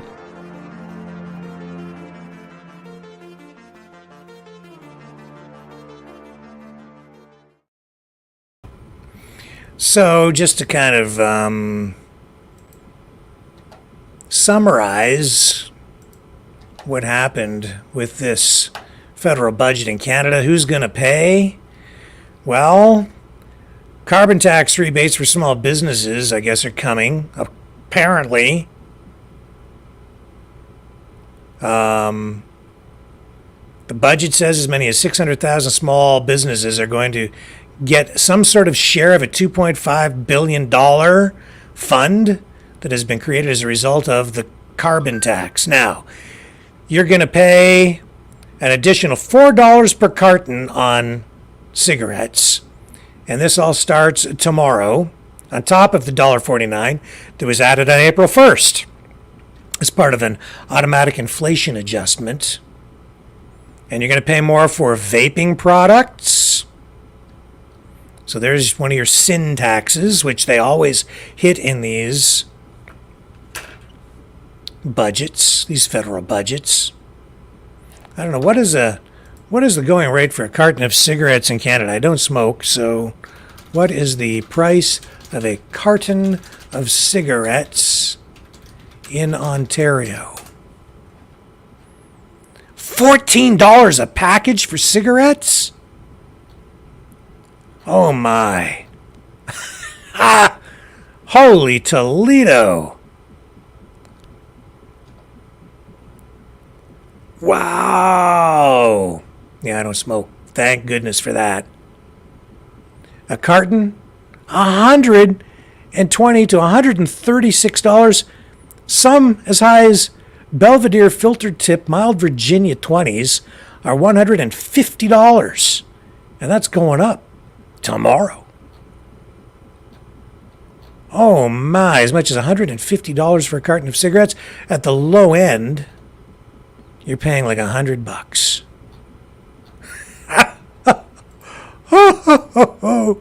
Oh, that's more than gold. Holy Toledo. So what else are we paying for? We're going to pay for, oh my, Canadian pension funds. Wow.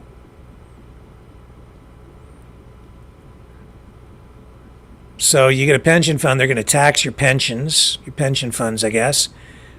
Cell phone and internet users, well, they're looking at getting rid of junk fees and blah, blah, blah.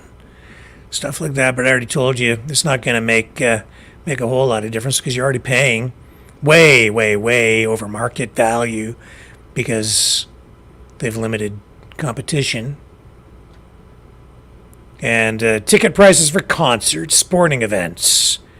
I guess the budget will address some of those issues.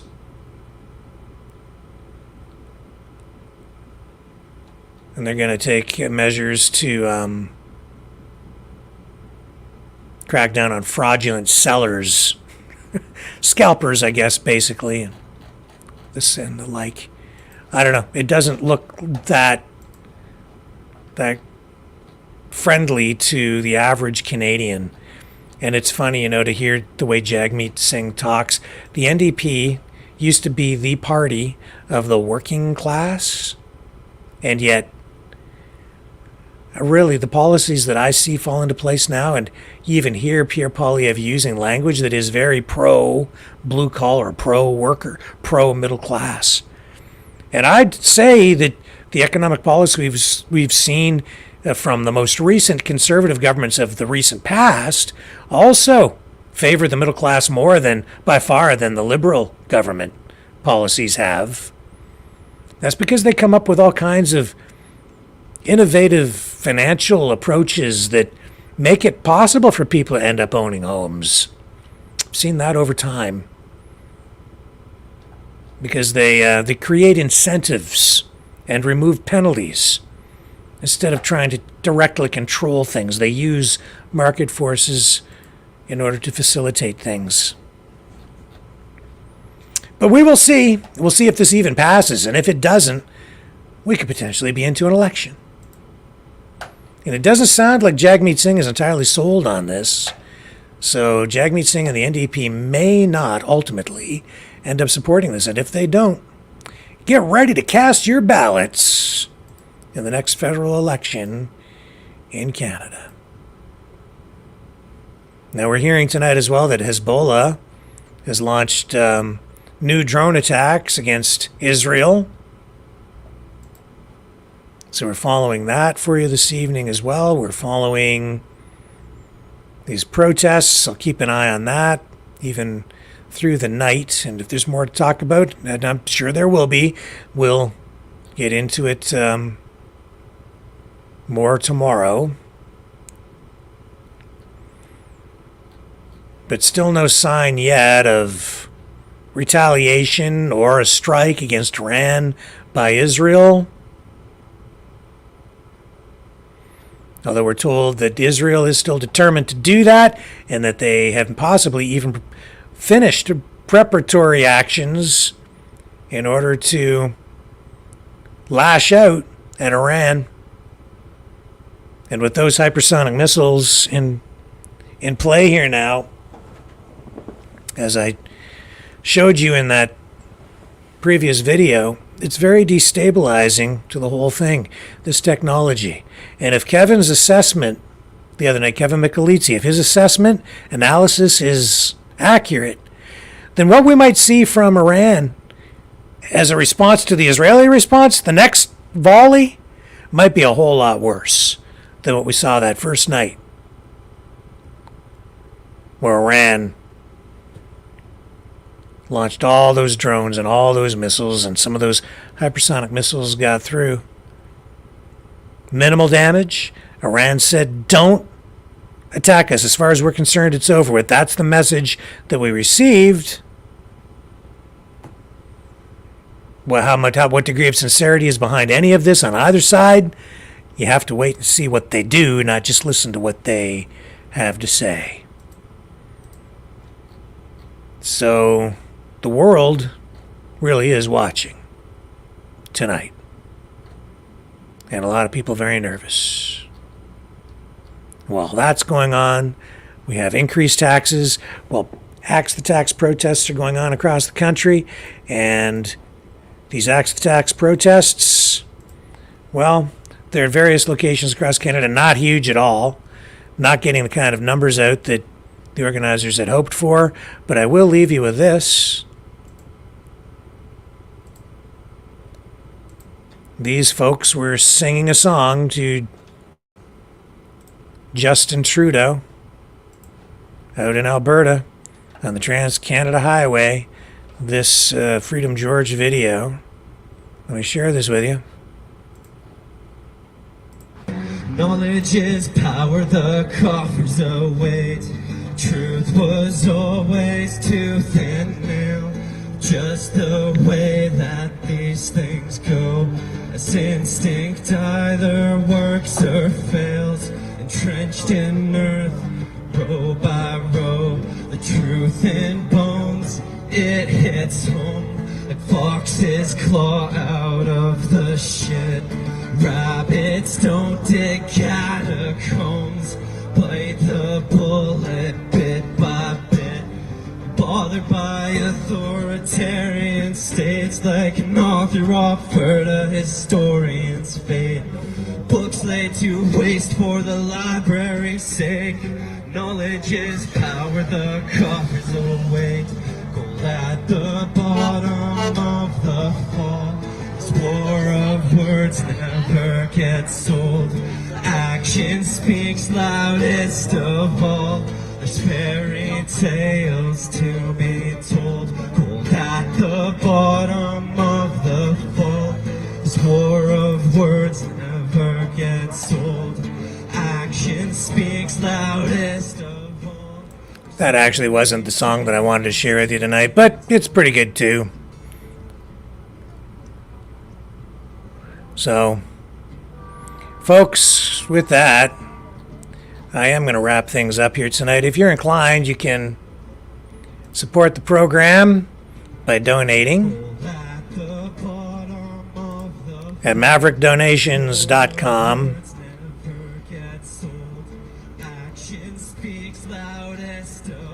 That's the Give, Send, Go. Or you can support us at freedomreporters.com.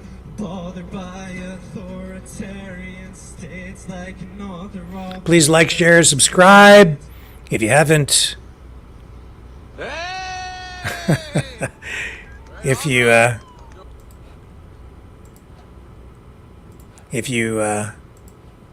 haven't liked, shared, subscribed, please consider subscribing over on Rumble. That's real important to us. I appreciate you considering doing that. And you can also subscribe on YouTube. Hit the notification bell if you do. And then you'll receive notifications every time we put out a video. So, I'm back. It was a bit of a struggle just to kind of get dialed into all the information here today. Super duper busy and haven't slept really very much in the last 2 days. So I'm going to wrap her up here tonight, and I'll be back tomorrow night. Either 6 or 7. It depends on how things go. I have to get things back into a proper groove here for you folks. But I will be back tomorrow night. And we'll keep fighting for freedom together. On the flip side.